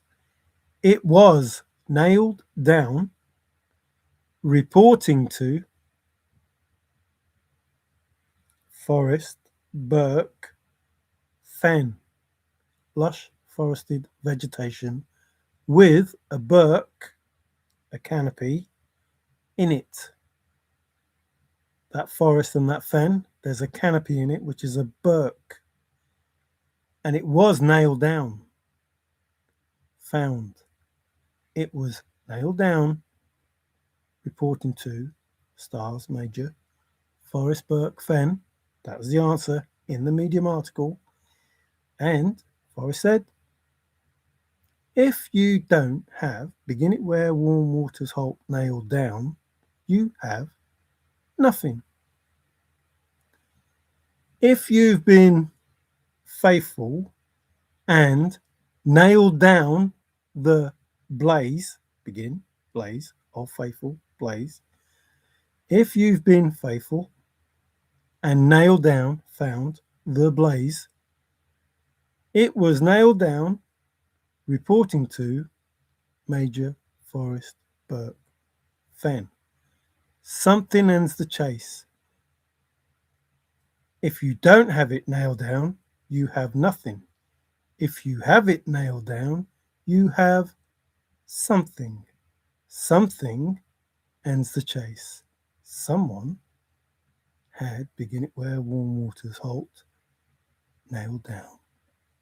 That something ends the chase. That something was written in the Medium article. That it was in fact nailed down. The first clue. The one that if you didn't have, you had nothing. But if you did have, you had something. You had it nailed down. And that was all you had to do. If you don't have the first clue nailed down, you have nothing. If you have it nailed down, you have something. And if you had it nailed down at the blaze, if you've been faithful, wise, and nailed down the blaze, look quickly down your, what does quest mean? To cease. See, you're only supposed to find the blaze, and blazes begin. And you arrive back where you started and know the place for the first time. Because you begin at the blaze. Listen, you begin at the blaze, begin at the blaze, begin at the blaze, begin, and you arrive back where you started. If you've been wise and found the blaze, look quickly down your quest to cease. But there were two Amigas, the double Amigas. One Amiga is halt. The other Amiga is from halt. Look quickly down your quest to cease. Two Amigas. I'm not kidding you. Amiga means halt. Amiga means cease. The double Amigas are those two words where you begin it where warm waters halt, where you finish, cease, your quest to cease. You begin at halt, you cease at cease. They are two Amigas, the two Amigas in the poem. Amigas, amigas, amigo two, amigas. Not lying, look it up. Look up the word amigas. You'll see two Amigas, halt and cease. You start, you finish, you arrive back at the same place because you begin at the blaze and you end at the blaze. And you know it for the first time because you started and you finished. It was both the start and the finish. And until you got to the finish, you didn't know that. You just thought it was the start. And you never knew about the second Amiga. One Amiga, two Amiga. Like everything that I've said is everything that Forrest said in English, because it was meant for an English major. What does major mean? What does major mean? What does major mean? Star? Stars? It was meant for an English star. An English star. Remember, it was found under a canopy of stars. Stars meaning major. It was meant for an English star. Oh, that guy's a genius. What guy's a genius? What does genius mean? Excuse me, confirmation. Everything that I've said is everything that Forrest has said. And I've explained everything that Forrest has said. And I followed, if you follow the 9 clues precisely, that's what I did. As, that's what I did. Begin, that's what I did. Halt, that's what I did. Wise, that's what I was. Found, that's what I did. Cease, that's what I did. what I did. For a chest in the Rocky Mountains, 8.25 miles north of Santa Fe, or so many links and chains and rods. Why did we get those words? So that's what I did to find the correct, faithful solution to the poem, the simple solution to the poem, the difficult solution to the poem, the safe solution to the poem, the best solution to the poem, the right, straight solution to the poem. All of those words. Shift, drift, adjust. Best able to adapt. Sure for the one that did. All of those things. That's what I did. And I understood them all because they were in the darkness. What we had in the light was the second poem. Second poem in The Thrill of the Chase was the second poem. Because the first poem, Douglas Preston knew the answer to. He knew where it was. All this bullshit about, I went to this lady. No. He knew where it was. He said, that's too easy. Forrest said, confirmation. And again, not Forrest said confirmation, but it's still going. I think, could you hear it? Still good. I think they wanted to know that that's confirmation. Douglas Preston knew where it was and said it's too easy. And Forrest said, don't worry, they'll never find it. He didn't say, well, if it's that easy, tell me where it is. If it's that easy, tell me where it is, Douglas. He said, don't worry, Douglas. I know you know because you can read what it says, where it is. He didn't say, I know you know because you can read where it is. He just said, well, don't worry, they won't find it for 1,000 years or whatever he said. Which means Douglas Preston knew where it was. He tells this old lady, yeah, I'll go look for you. And then in, like I said, 1995, he says he knew about the Arizona car park. What? Forrest is giving him information about a possible hint or clue to the Forrest Fenn Thrill of the Chase, even though he didn't tell anyone, but he told him about the Arizona car park instead of the Denver car park. Shut up. Like, if nobody picks up on that, what the fuck? And then he's saying it was 1995. Well, that's 15 years before the chase even started. What's going on with all this close collaboration of, well, I haven't told nobody, and it's in my head? Well, it's in Douglas's head as well, because he knew about it. He read it. I read the first draft, which is the draft of the poem that you had to read to Forrest. Read me what the poem says, and it's game over. You had to read not the synonyms, because the synonyms is the lie. The synonyms are the second poem. You had to correct the poem that you were reading that you would never, ever find the chest. You had to correct that to the original. So now what you're reading is not synonym, it's the original. Forrest said, and now that you know that it's fake, you don't want it. You wanted it before you knew it was fake. This original poem that you thought was in The Thrill of the Chase, you thought that was original. In The Thrill of the Chase, you wanted that poem because you thought it was going to find a chest for you. But that poem is a lie. Do you still want to use that poem? Do you still want to use that poem? I'm telling you the truth. It's a lie. It will never find you the chest. Do you still want to use that poem? Or do you want to use the original poem? The first poem? Because the second poem that he told you about, that Cynthia asked Dale about, is the poem that's in the book The Thrill of the Chase.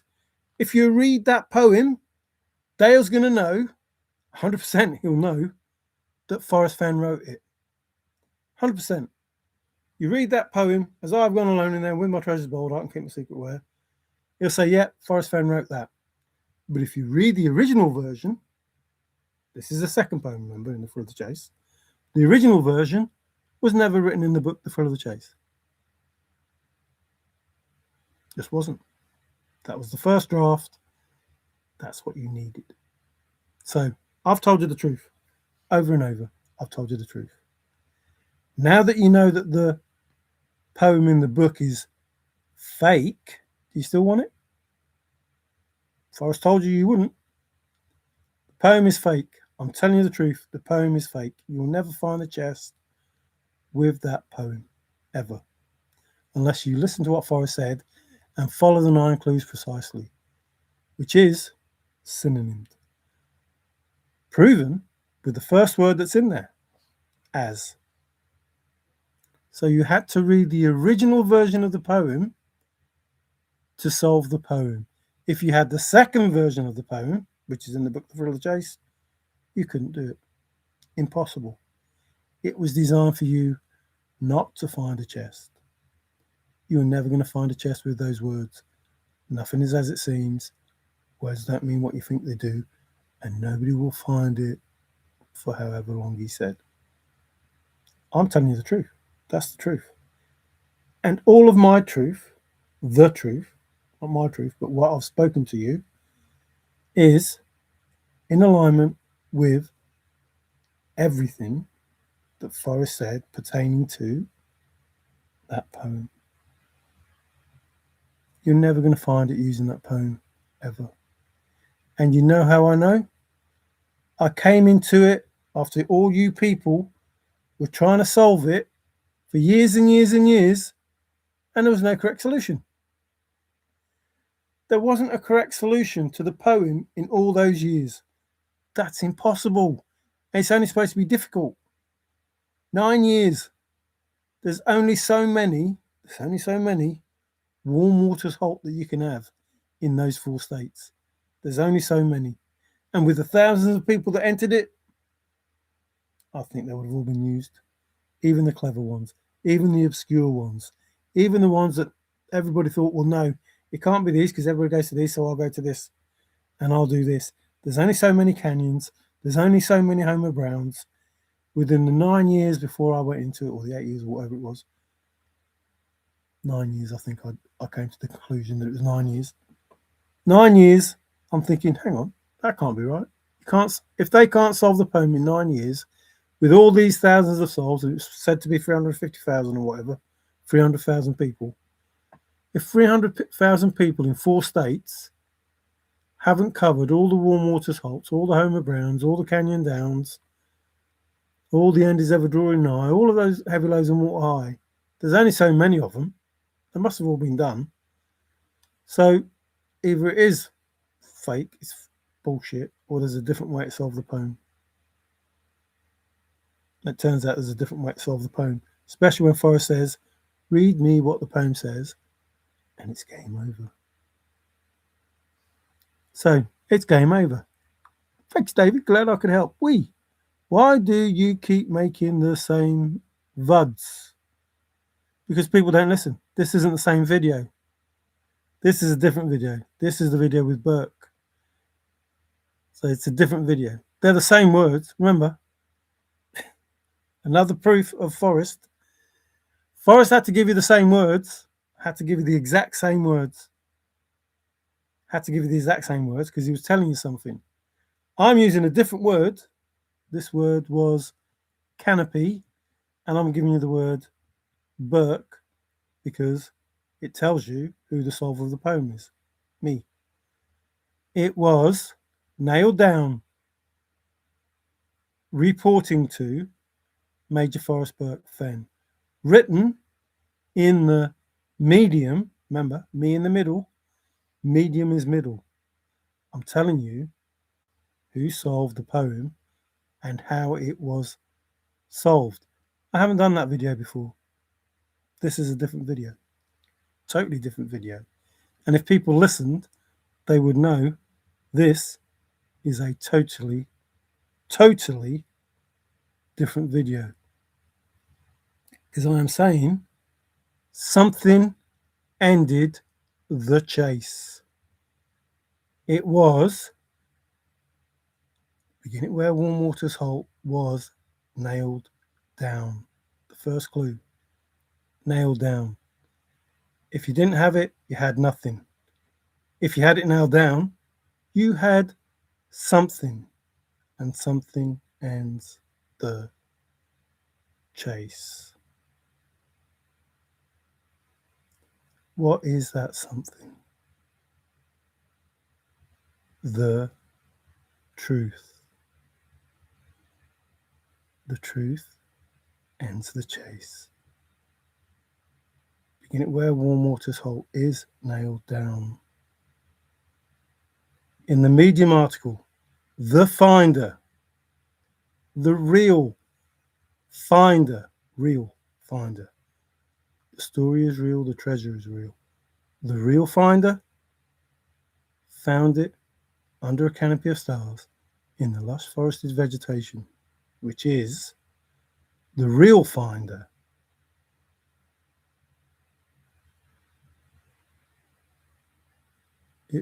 It was nailed down, reporting to Major Forrest Burke Fenn.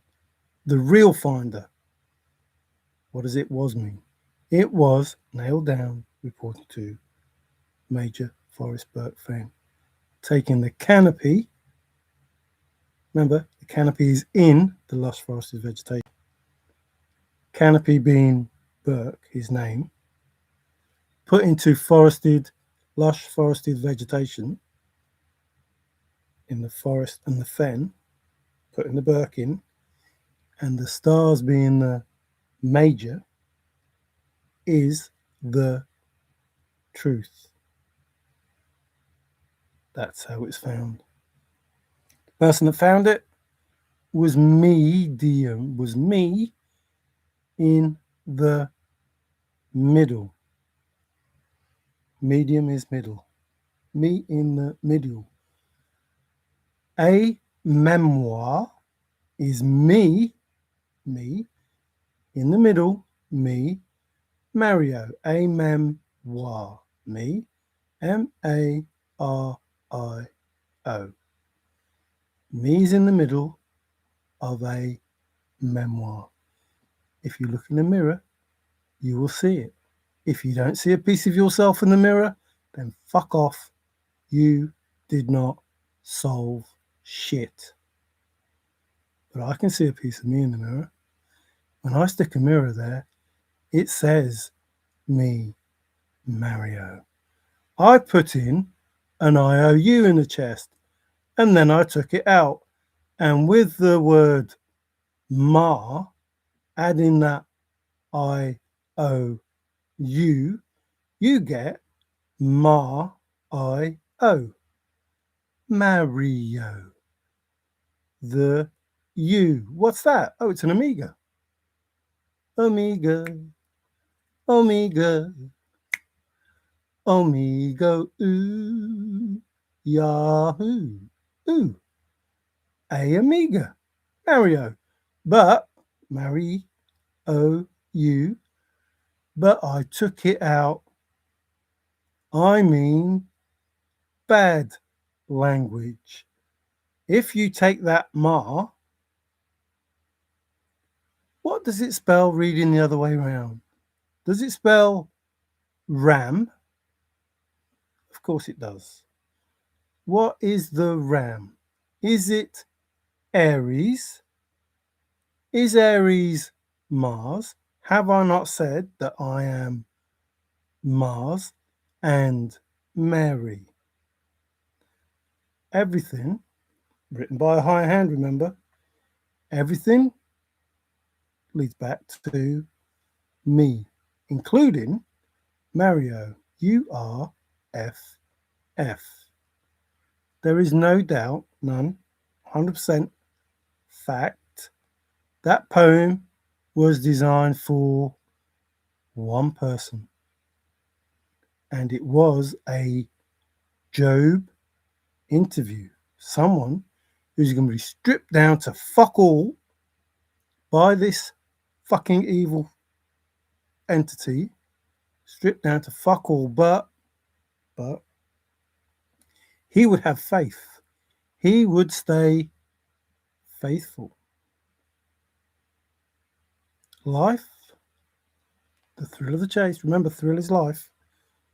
And all those words. Life and the thrill of the chase is all about being faithful to a creator. That's all it's about, being faithful to a creator. And the story is real. The treasure is real. The story has changed. No, the story is mine. Only the names and places have changed.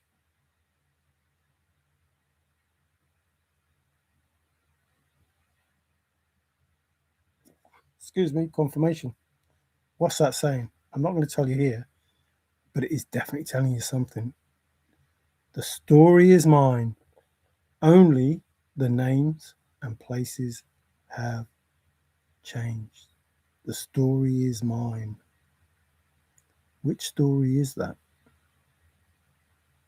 And what are the names and places that have been changed? You'll be surprised when you find out the truth.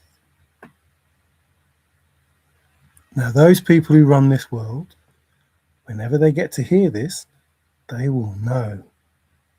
They will know without any doubt what the fuck it is that I am saying. This isn't the same video. It is nowhere near the same video. So remember, I say two things. You think I'm saying one thing, I'm saying two things. They are the same words. They are the same words. But the way that I'm saying things is a little bit different. And this is a little bit different this time. Because this time,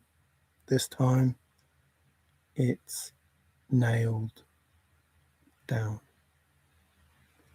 And I have been faithful, showing my faith in the Creator, the one with the higher hand.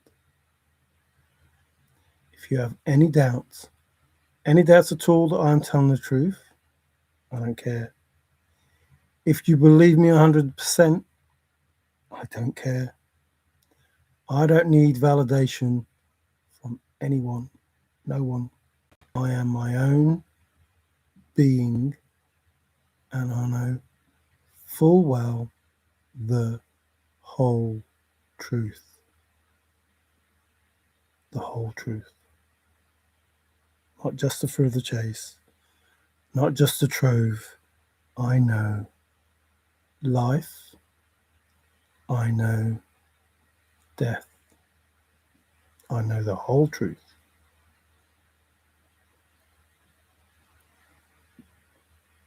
The whole truth. All of it. And I know that people were worried that there's information. Am I going to tell this information? Blah, blah, blah, blah, blah. I don't need to tell this information. This information that you're worried about me saying is going to come out. The truth is going to come out. The statement I made in the earlier videos was, if you don't tell the truth in this now moment, you will fail the test. All those people that are trying to hide the truth, all those that are trying to hide the truth from the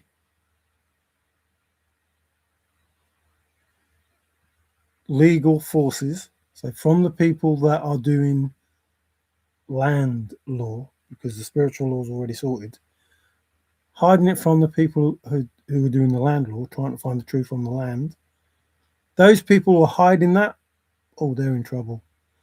But those people who are actually doing it, so there's these people that are trying to hide the fact that it happened, there's people that are trying to hide the fact that it happened from the people who are trying to find out the truth.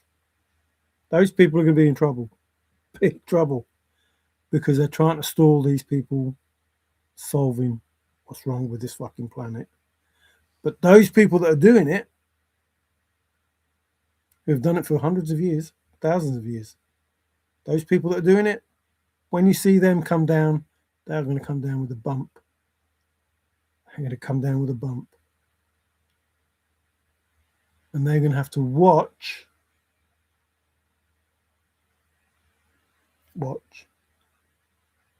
Father's chosen take this earth back. They're going to have to watch all that they've done to try and stop it. You won't believe what they've done. You won't believe what they've done to try and stop this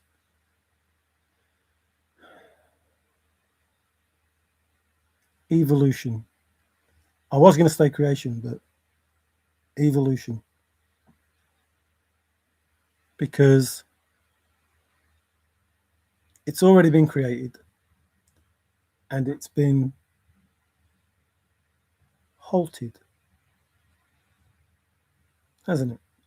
It's been halted. Now we're going to take that halt out and we're just going to say it was paused. Then we're going to take that pause out and we're just going to have it nailed down.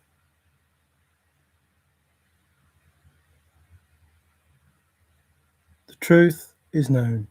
Everything that you're trying to hide, all the information you're trying to burn, all the information you're trying to bury. Oh, bury's another word here. Bury's another word. I didn't want to give that hint.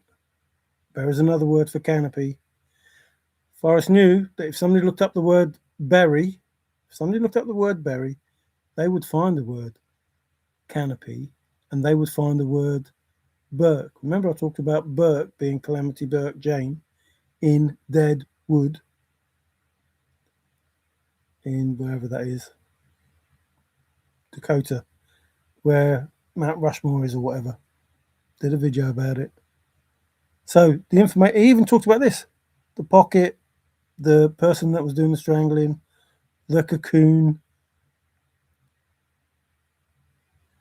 hush whisper, remember, in the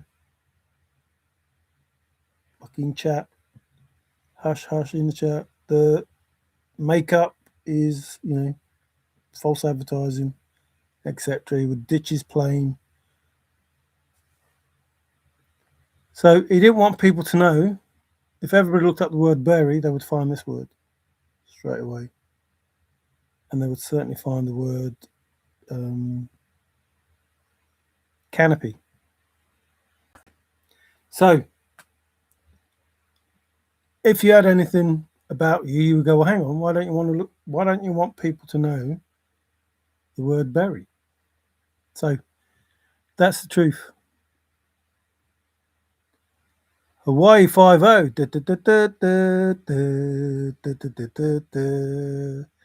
Well, it was Where the Treasure Lies, wasn't it? That's what the original poem title was. Where the Treasure Lies. That's not my opinion.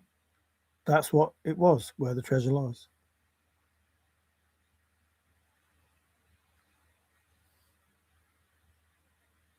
What does that mean? Does that mean where the treasure is, where it's buried? Or does that mean the lies themselves? Where the treasure lies. A case where the treasure lies. There's no truth. There is no truth in this poem, this fake poem. Where the treasure lies is not in this poem. These lies ain't going to find nothing. So the original was Where the Treasure Lies. If Forrest came up with a different name, like he came up with Tarzan and Indulgence, which is obvious when you look up Indulgence and Tarzan, Where the Treasure Lies, all those lies, it's not in those lies. It's not in those lies. It's in the original version. That's what I think. Well, I know, but I'll say I think. Below the Homer Brown would be a great title. I think below the Homer Brown was his kidney. Because it's below the skin. We're all brown. I can't argue with that. But I'm not trying to piss anyone off. I'm not trying to be clever. I'm just saying, look, this is the fucking truth. Stop giving me fucking bullshit while I'm trying to give you the truth. Because, I don't know, I'm trying to help you by telling you the truth and you're trying to give me bullshit by, well, I don't know what reason. Just to upset me, just to take me out of the balance that I'm in or whatever it is. I don't know. But everything that I've said is 100% truth. I show you the facts. These are the facts. It can only mean those things. Can't mean anything else. It can only mean those things. And when you hear him say the second poem, read the second poem, you'll know that it was written by me. That has to be the second poem. It can't be anything else. Because there was a first draft. That has to be the second poem. Has to be. Like, you can't deny it. You can pretend all you want that that's not the case, But the truth is, the second poem is not the first poem, not the first draft. That is the second poem. Trying to burp, but trying to stop. But didn't work. Sorry. That is the second poem. The first draft is the first poem. And, things like throw my bones, my body on the chest, and all of those things, they've all got reasons why they've been said. But that is the original, is the first poem. And that's what you have to read to Forrest. Read me what the poem says is read the poem that Douglas Preston read. That's basically what that's saying. Read the poem that Douglas Preston read, and it's game over. That's what Forrest was really saying. And the second poem that everyone was talking about is that fucking poem in the book. That's the second poem. The first poem is the one that he wrote that Douglas Preston saw the answer to. Oh, that's easy. Don't worry. They won't find it for 900 years or 1,000 years when I'm finished. Well, you know where it is then, Douglas. You know the answer, because he didn't say, well, if it's that easy, Douglas, what's the answer? He just said, yeah, it is easy, but it won't be by the time I'm finished. Which means Douglas knew what the answer was. He knew what the answer was. And all he had to do was read the version of the poem that Douglas Preston read, which is the first poem, not the second poem, because the second poem is the poem that everyone tried to solve. Why are you trying to solve that poem? It's where the treasure lies. Lies. The con. Told by the word that Trusted gave to me, thinking that I didn't know that it was a con and that it was a lie. And I was trying to explain to him, if that's what he meant when he sent that message, that it's a con and a lie, and he started going off on one. I'm thinking, hang on, I'm just telling you, I know it's a con and a lie, if that's what you mean by that word. But I already know that. I don't need to look up that word to know that it's a con and a lie, because there are many other words, like where the treasure lies, that tells you this poem as it's written, is not what you need to solve. Also told by nothing is as it seems, and words don't mean what you think they do. So not all the information. The information given is telling you this is false, this is fake. Proven, because he says, now that you know that it's fake, you don't want it. Now you know this poem is fake, where the treasure lies. Now you know this poem is fake, do you still want it?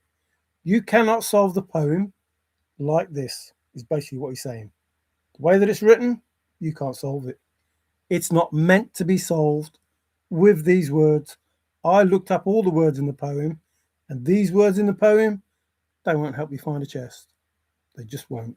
They just won't. But if you have the original version, that will. Read me what it says, and it's game over. So, and that's the truth. I'm not making that up. I'm not trying to make it fit anything. I'm telling you, that's exactly what it is. And if Douglas Preston had any bollocks, he'd have come out and said everything. If he had any bollocks, he would have come out and said something.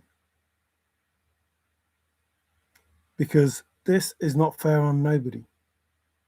This bullshit. Which is exactly why I asked Paul, UK Paul, and Shady Jonathan, who went on with K-Pro and that. Can't remember his second name now.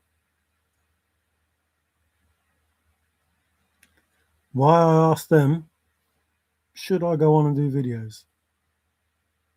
Like, should I tell people the truth? Should I do this? Because I was a bit nervous about doing it. Coming on and telling people, listen, there is a solve. This is what the solve is. Knowing full well that Forrest said it was a whole load of bollocks, because he said, that's me, and I've told you 100 times, that's me taking flack. Shiloh, we need to drain the pond. Those are the words that he used. What did he say? Something in 2020. News in 2020, whatever he said. I can't remember what it was now. So he's basically telling you all of these things that says, oh, think nice thoughts. That was another thing. Think nice thoughts. He's basically saying things that are saying, look, this is going to get shitty. You're going to be pissed with me, but think nice thoughts. There's a reason why I'm doing it. And yet, And yet, you didn't correct it, Forrest. You didn't make it correct. You just left everybody thinking bad thoughts.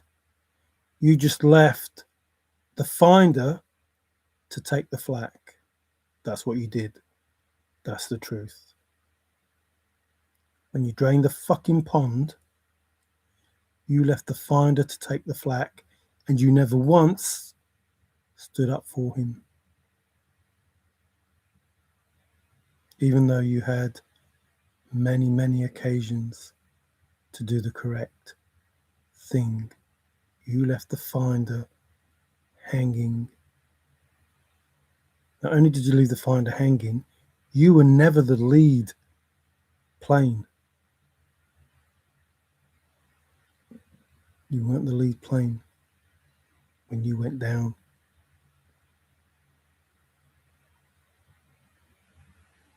So, failing the mission is not an option, not for me. I was the best fucking wingman there was. I made sure that you were fucking covered from every angle, every fucking angle. With every word that I said in secret, every truth that I spoke in secret, it was to lead you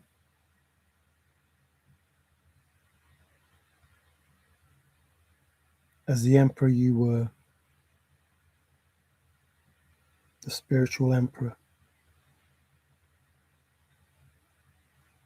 What the fuck happened that you fell from grace? I know those people around you. I know all of that. You're fucking stronger than that, man. You are fucking stronger than that. You don't get to be an emperor. You fucking don't get to be an emperor because you're weak and you listen to other people. It don't happen.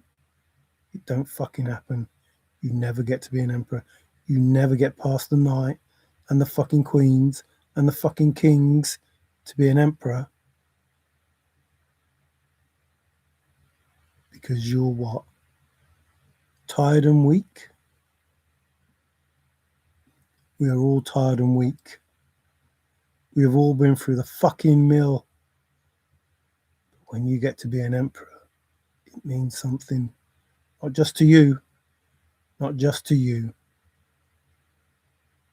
To every fucking fool, every fool that starts the journey, that follows in your passion and follows in your adventure. To every fool that takes on that journey and believes that when they become an emperor, it's all good. Because they listen good. So I followed, I believed in the emperor.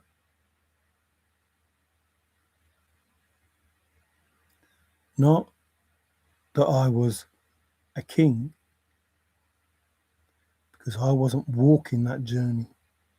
That I was an high priestess.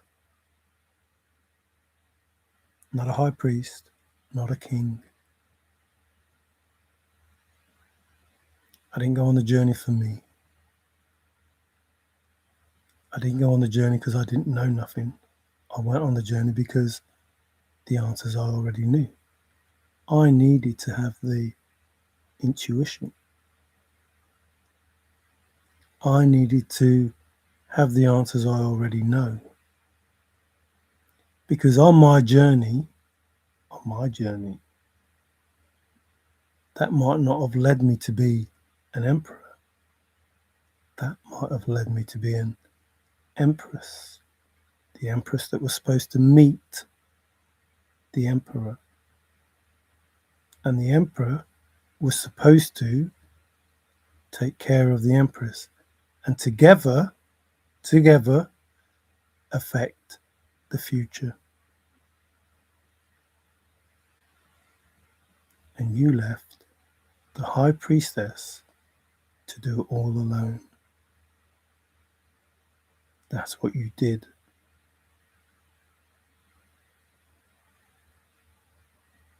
And I know that these fuckers in their South Node that wanted something that wasn't theirs would do everything they could to stop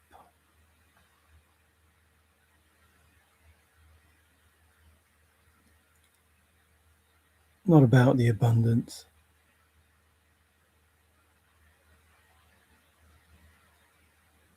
It's about evolution. I talked about Darwin. I talked about evolution, as was halted by these beings. And they wanted to keep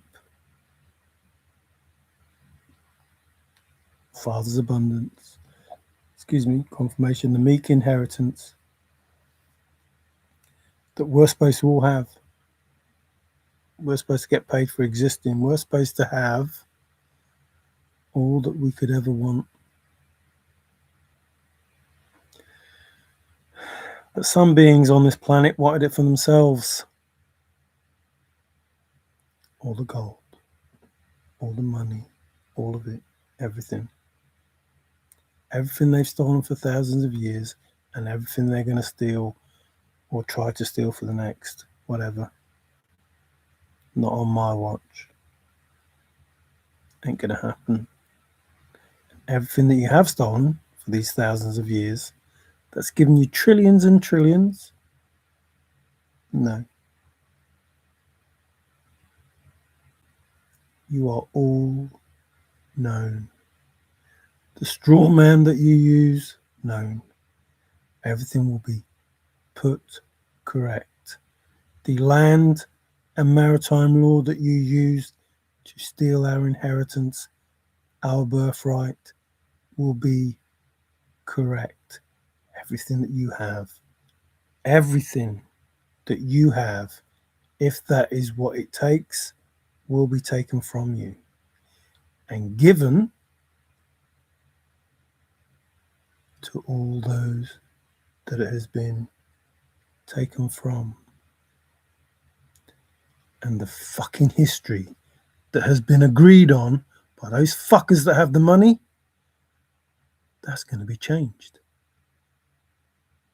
History is what men agree on? No. History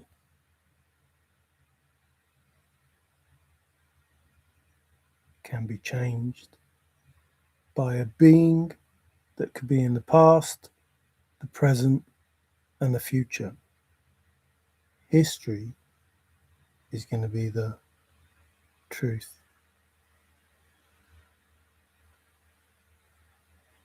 Not what you agreed it to be.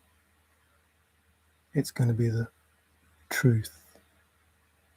And all the ancestors, all you people throughout history that got where you got on the backs of good people.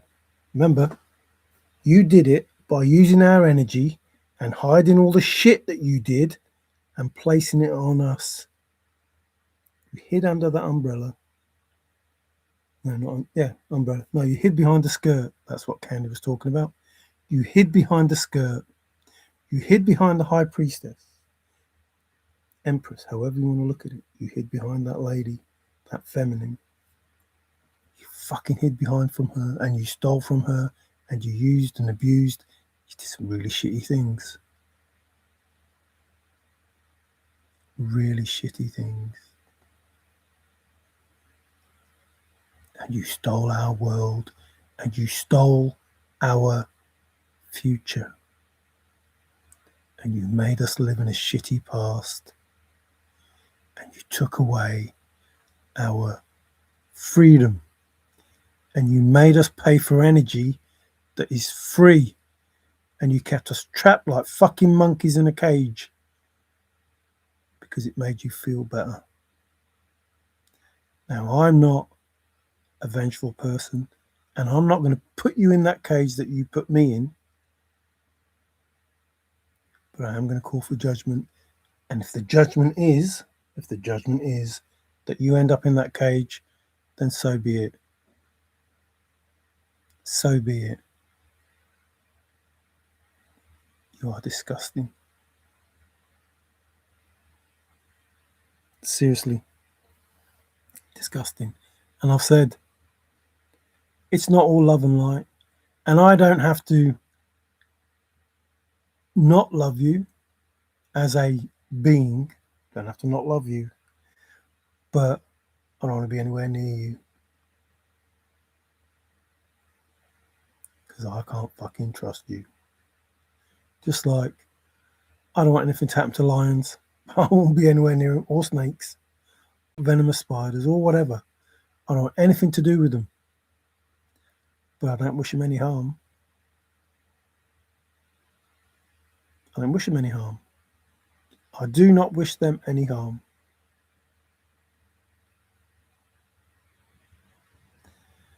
The difference between them and you is they only do it to live. They only do it to live. But you don't do it to live.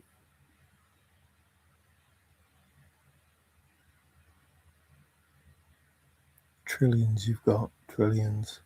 And you still steal, you still use, you still abuse, and you still destroy.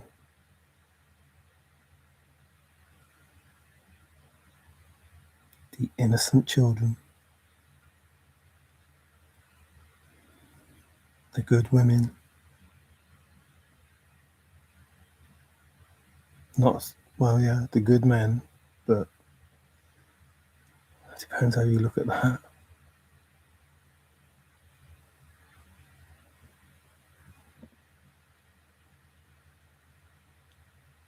When people know what you've done, there will be no place you can hide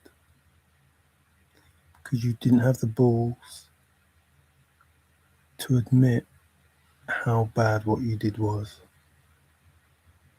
You didn't have the balls to give back all that you took. I've got the balls. Trust me.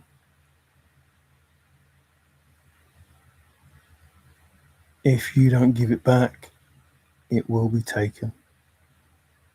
Make no fucking bones about it. It will be taken. Anyway, just the truth. Just the truth. You don't have to like it. I don't care if you like it or not. I don't care if you believe it or not. I don't care. But how you react, how you behave, that's your life going forward. That's your judgment. What you get going forward is based on how you behave. You will get what you deserve. That's the truth. You will get what you deserve. If you deserve everything, you will get everything. If you deserve something, you will get something. If you deserve nothing, you will get nothing. And if you deserve to be stripped of everything, you will be stripped of everything. That's just the way it's going to be.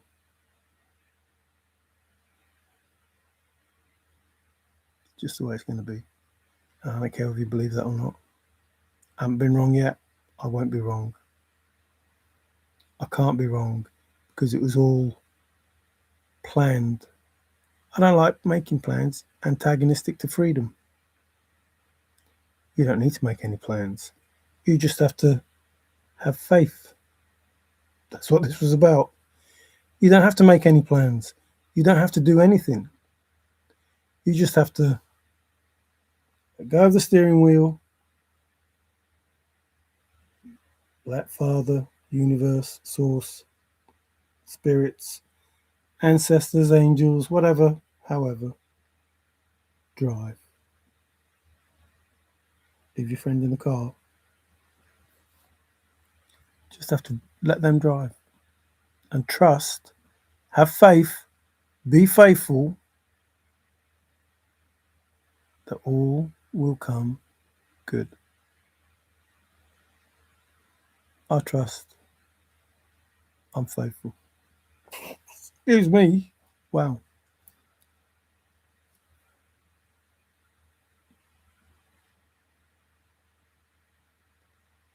I don't think anybody understands the power of the universe, power of Father. I don't think anybody understands it. I don't think anybody understands that it's already written.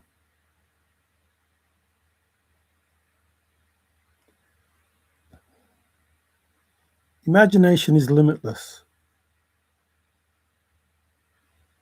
Think about that.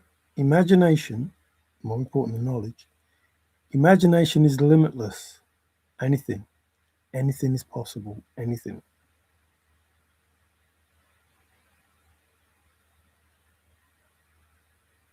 Anything. So when Forrest says knowledge without a D, I find it funny I'm the only person that knows what it is that I'm saying. He's saying the rules that have been set up, remember his rules, up and down, the rules that have been set up that says you need a D in knowledge to spell knowledge. No, you don't. Knowledge is still knowledge without the fucking D. Knowledge is still knowledge without the D. And you don't have to follow the rules. You don't have to follow because those rules are fucking useless. They're not worth following. Why'd you put a D in there when you don't need a D? So these man-made laws that fuck us over, remember the 109 rules, these laws that fuck us over, that aren't necessary for us because they're not universal, they're not Father's plans, they're these beings, they're man's plans to be gods on our planet, or Anunnaki, or fucking reptilians, or whatever you want to call them. I don't give a shit. Whatever you want to believe. The people who want to pretend they're gods, they're going to make clones. Well, they're already making clones. They're already making AI or using AI because AI has always been here. For thousands of years, AI has always existed. They've just tapped into it and started using it by controlling it. It's just energy. And then they're making robots to put this AI in and control it with whatever those fucking terms are and controlling it. And then once they have AI in robots and clones, they will be gods and they will control them. And guess what happens to humans who are already being poisoned through the air, through the food, through the water, through medicine? Guess what happens to us? I don't know. Let's send out a virus. Remember that word is Latin, only means venom. Didn't mean anything else for hundreds and hundreds and hundreds of years. That's all it meant. A virus meant venom. Venom means virus. That's it. Now it means anything they want. To what? To what? If a virus means venom, what does it mean? Poison. These viruses are poison. They create the poison and they say they have not an antidote. There's no cure. They never give you a cure. They just give you something. And then they put shit into you and make you believe it's for your highest good, for your best good, that they are helping you. And yet the things they do to us make us more ill. The food they give us make us more ill. The water they give us make us more ill. The energy they sell us make us poorer, make us reliant when the energy is free. They just didn't want to tell you that. They don't want to use that. And when people come up with better solutions, they don't want to use it. They don't want to use it. They want to keep selling us electric, gas, petrol, diesel. Like, you think I'm stupid? You have seen nothing yet. You have not seen what I can think of. Remember, you can't think my thoughts. You can't even imagine what's going to fucking happen. It's not out of anger. It's not out of anger. I am angry. I was angry. I'll admit that. I don't give a shit. It's out of love because I know what you're doing. What you're doing is way, way wrong. Way wrong. Way wrong. And while I don't want anyone to get hurt, while I don't want anyone to get hurt, I will stand up for those people that can't stand up for themselves. And I'll make sure that those people that can stand up for themselves, they know the truth. And I'll make sure they know who you are. You can think what you want and you can do what you want. It's too late for you. You had the chance to tell the truth. Now, I'm sure you know by now when you do your checks on the internet just how much information is coming out. You have seen nothing yet. You can't control it. You can't control it. Your algorithms, you're trying to stall, you're doing all of those things. You're allowed to do it. We don't need to see what you're trying to hide. It will come out when it's ready to come out. When people have woken up, when it will sit easier rather than the big shock. Now you can do the right thing, correct thing, and you can stop the bullshit media that you're using, this fake fucking green screen stuff and this computer generated bullshit and this AI fucking bullshit that you're trying to tell people and these fake things that happen in Australia that aren't real with your jabba dabba Jews.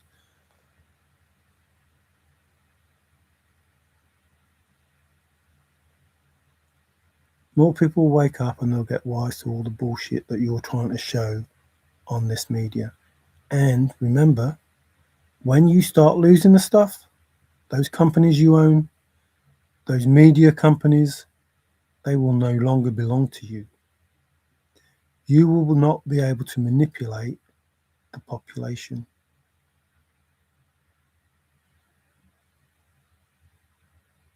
That's not to say that the population is going to be manipulated in any way, but they will be told the truth using your companies, your pharmaceutical companies, your media companies, music, movie, Disney, everyone who's involved in this anti-human agenda, this crimes against humanity,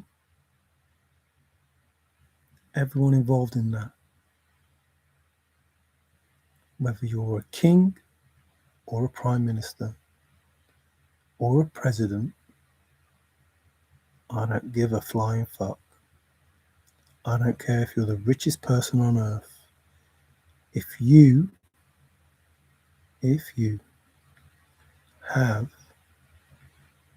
kept your inheritance on the death of people, on the suffering of people, you will be held accountable. And judgment will be severe.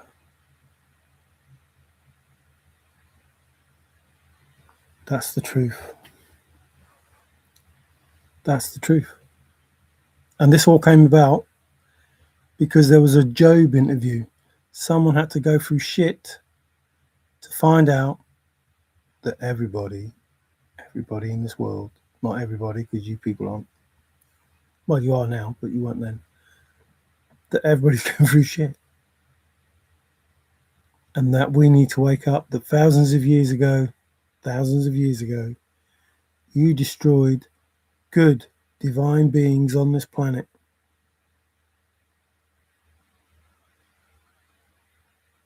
Thousands of years ago. And kept us under ever since. Sad people. Tea Party. That's 100 ways how not to make a light bulb. Oh no. Trust atoms because they make up everything.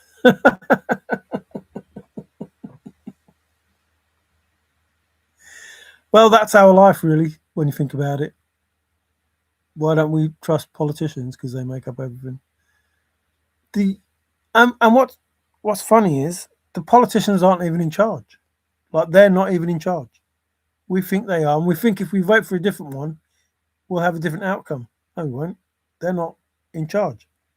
They're ruled by these families, these masons, whatever, bloodline flipping, inbreeding stuff. They rule the world, and they tell the politicians and the kings and the queens and the prime ministers what to do all over the world, not just in one place, all over the world. And they have their little Boston tea parties in the Bohemian Grove, whatever it's called, and they do all these sick fucking things that they do. And they say, right, we'll have a war over here, we'll do this over there, we'll have an outbreak of this over here, and we'll do pretend this is happening over there. And then they leave there, they come out and they act like, oh, we're in charge and this is happening and that's happening. It's like, no, you're not. You're just a fucking puppet. Like these people at the top using these billionaires to tell the millionaires to tell the hundreds of thousands, these fucking low-level government people, how to kick us up the arse all the time. But those people at the top don't give a shit about the billionaires. They don't give a shit about the millionaires. They don't go shit about the other people underneath. We're all just shit under their feet to them. But these people do it because they think, well, I'll go up the ladder. I'm only earning 50,000. If I do this shitty thing, I'll be earning 300,000. And that person thinks, well, if I do this shitty thing, I'll be earning 700,000. That person thinks, well, if I do this shitty thing, I'll earn 1 million. And that person thinks, well, if I do this shitty thing, I'll earn 2 million. And it just keeps going up and up and up because they're greedy fuckers who don't care about people. But the people at the top who just hide away and let everybody else do it think they're going to get away with it, but they're not. No way. In fact, and witnesses here. Is there any witnesses here? Yeah, there's 5 witnesses here. Just saying now, those at the top, you need to look at them first. Like those at the top, expose, 1 or 2 of them, just to make sure that everybody else gets the message. I mean it. Full blown, full page colour. That's what Forrest said. Full page colour. That at least one, one family, not just one person. One family be exposed for what it is that they've done. So as all the other families realise that you're not playing about. You've got 6 witnesses to know that that's going to happen, unless one of them's me. Then there's only 5. Anyway, I'm definitely going now because just keep going on and on. Yesterday, I saw a guy spill all his Scrabble letters on the road. I asked him, what?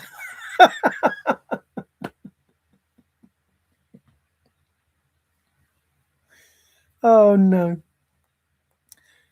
Captain, I thought he said Monopoly. I thought he said that was the word on the street. You see what I did there? You see what I did there? Monopoly? Oh, hang on. What is it in your place?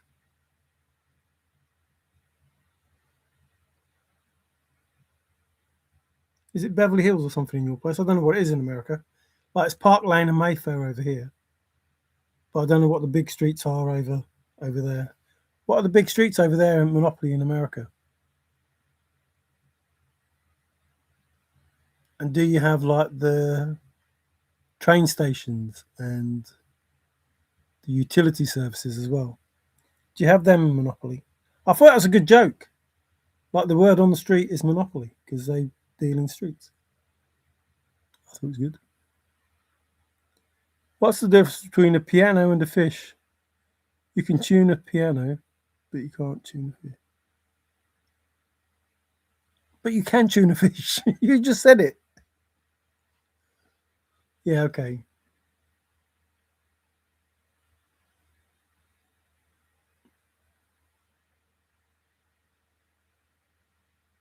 Yeah, I'm not happy with that.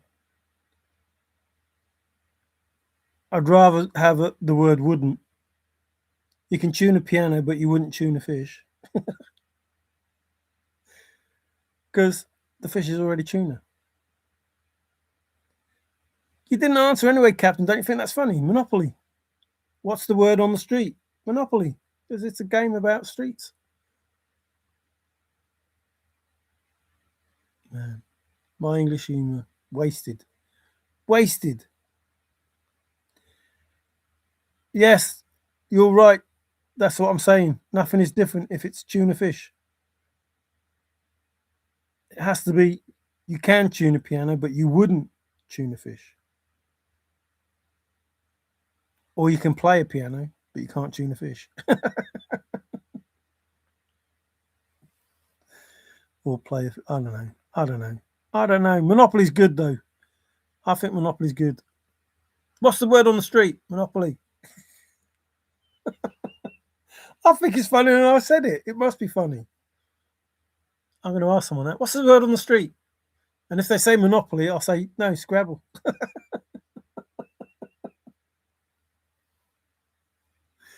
I don't know. I don't know. I'm crazy sometimes. Yes, chicken of the sea. Or the D. The deep, deep, deep. The chicken of the sea. Yes, you can. Yes, you can. Oh, no, that's that bird. Oh, no, that's a toucan. Two can have a party, just wait and see. What do you mean, yes, you can? Tuna fish? I wouldn't think too much into it, guys. Too late. We've already thought. That's it. It's too late. Can't take it back. I'm going to tuna fish now. And a sardine. A sardine. You still haven't answered. Was that funny or not, Monopoly? God, that's terrible, that is. Like, do you know how hard I worked for those milliseconds that I thought of that? What's the word on the street? Monopoly. What is those words that you call anyway? What do you call it over there? The one near go. What are those two that are near go on Monopoly? I reckon one must be Beverly Hills, mustn't it? Hang on, what's that one with the... Oh, what's that one with the fingerprints? That must be on Monopoly, surely.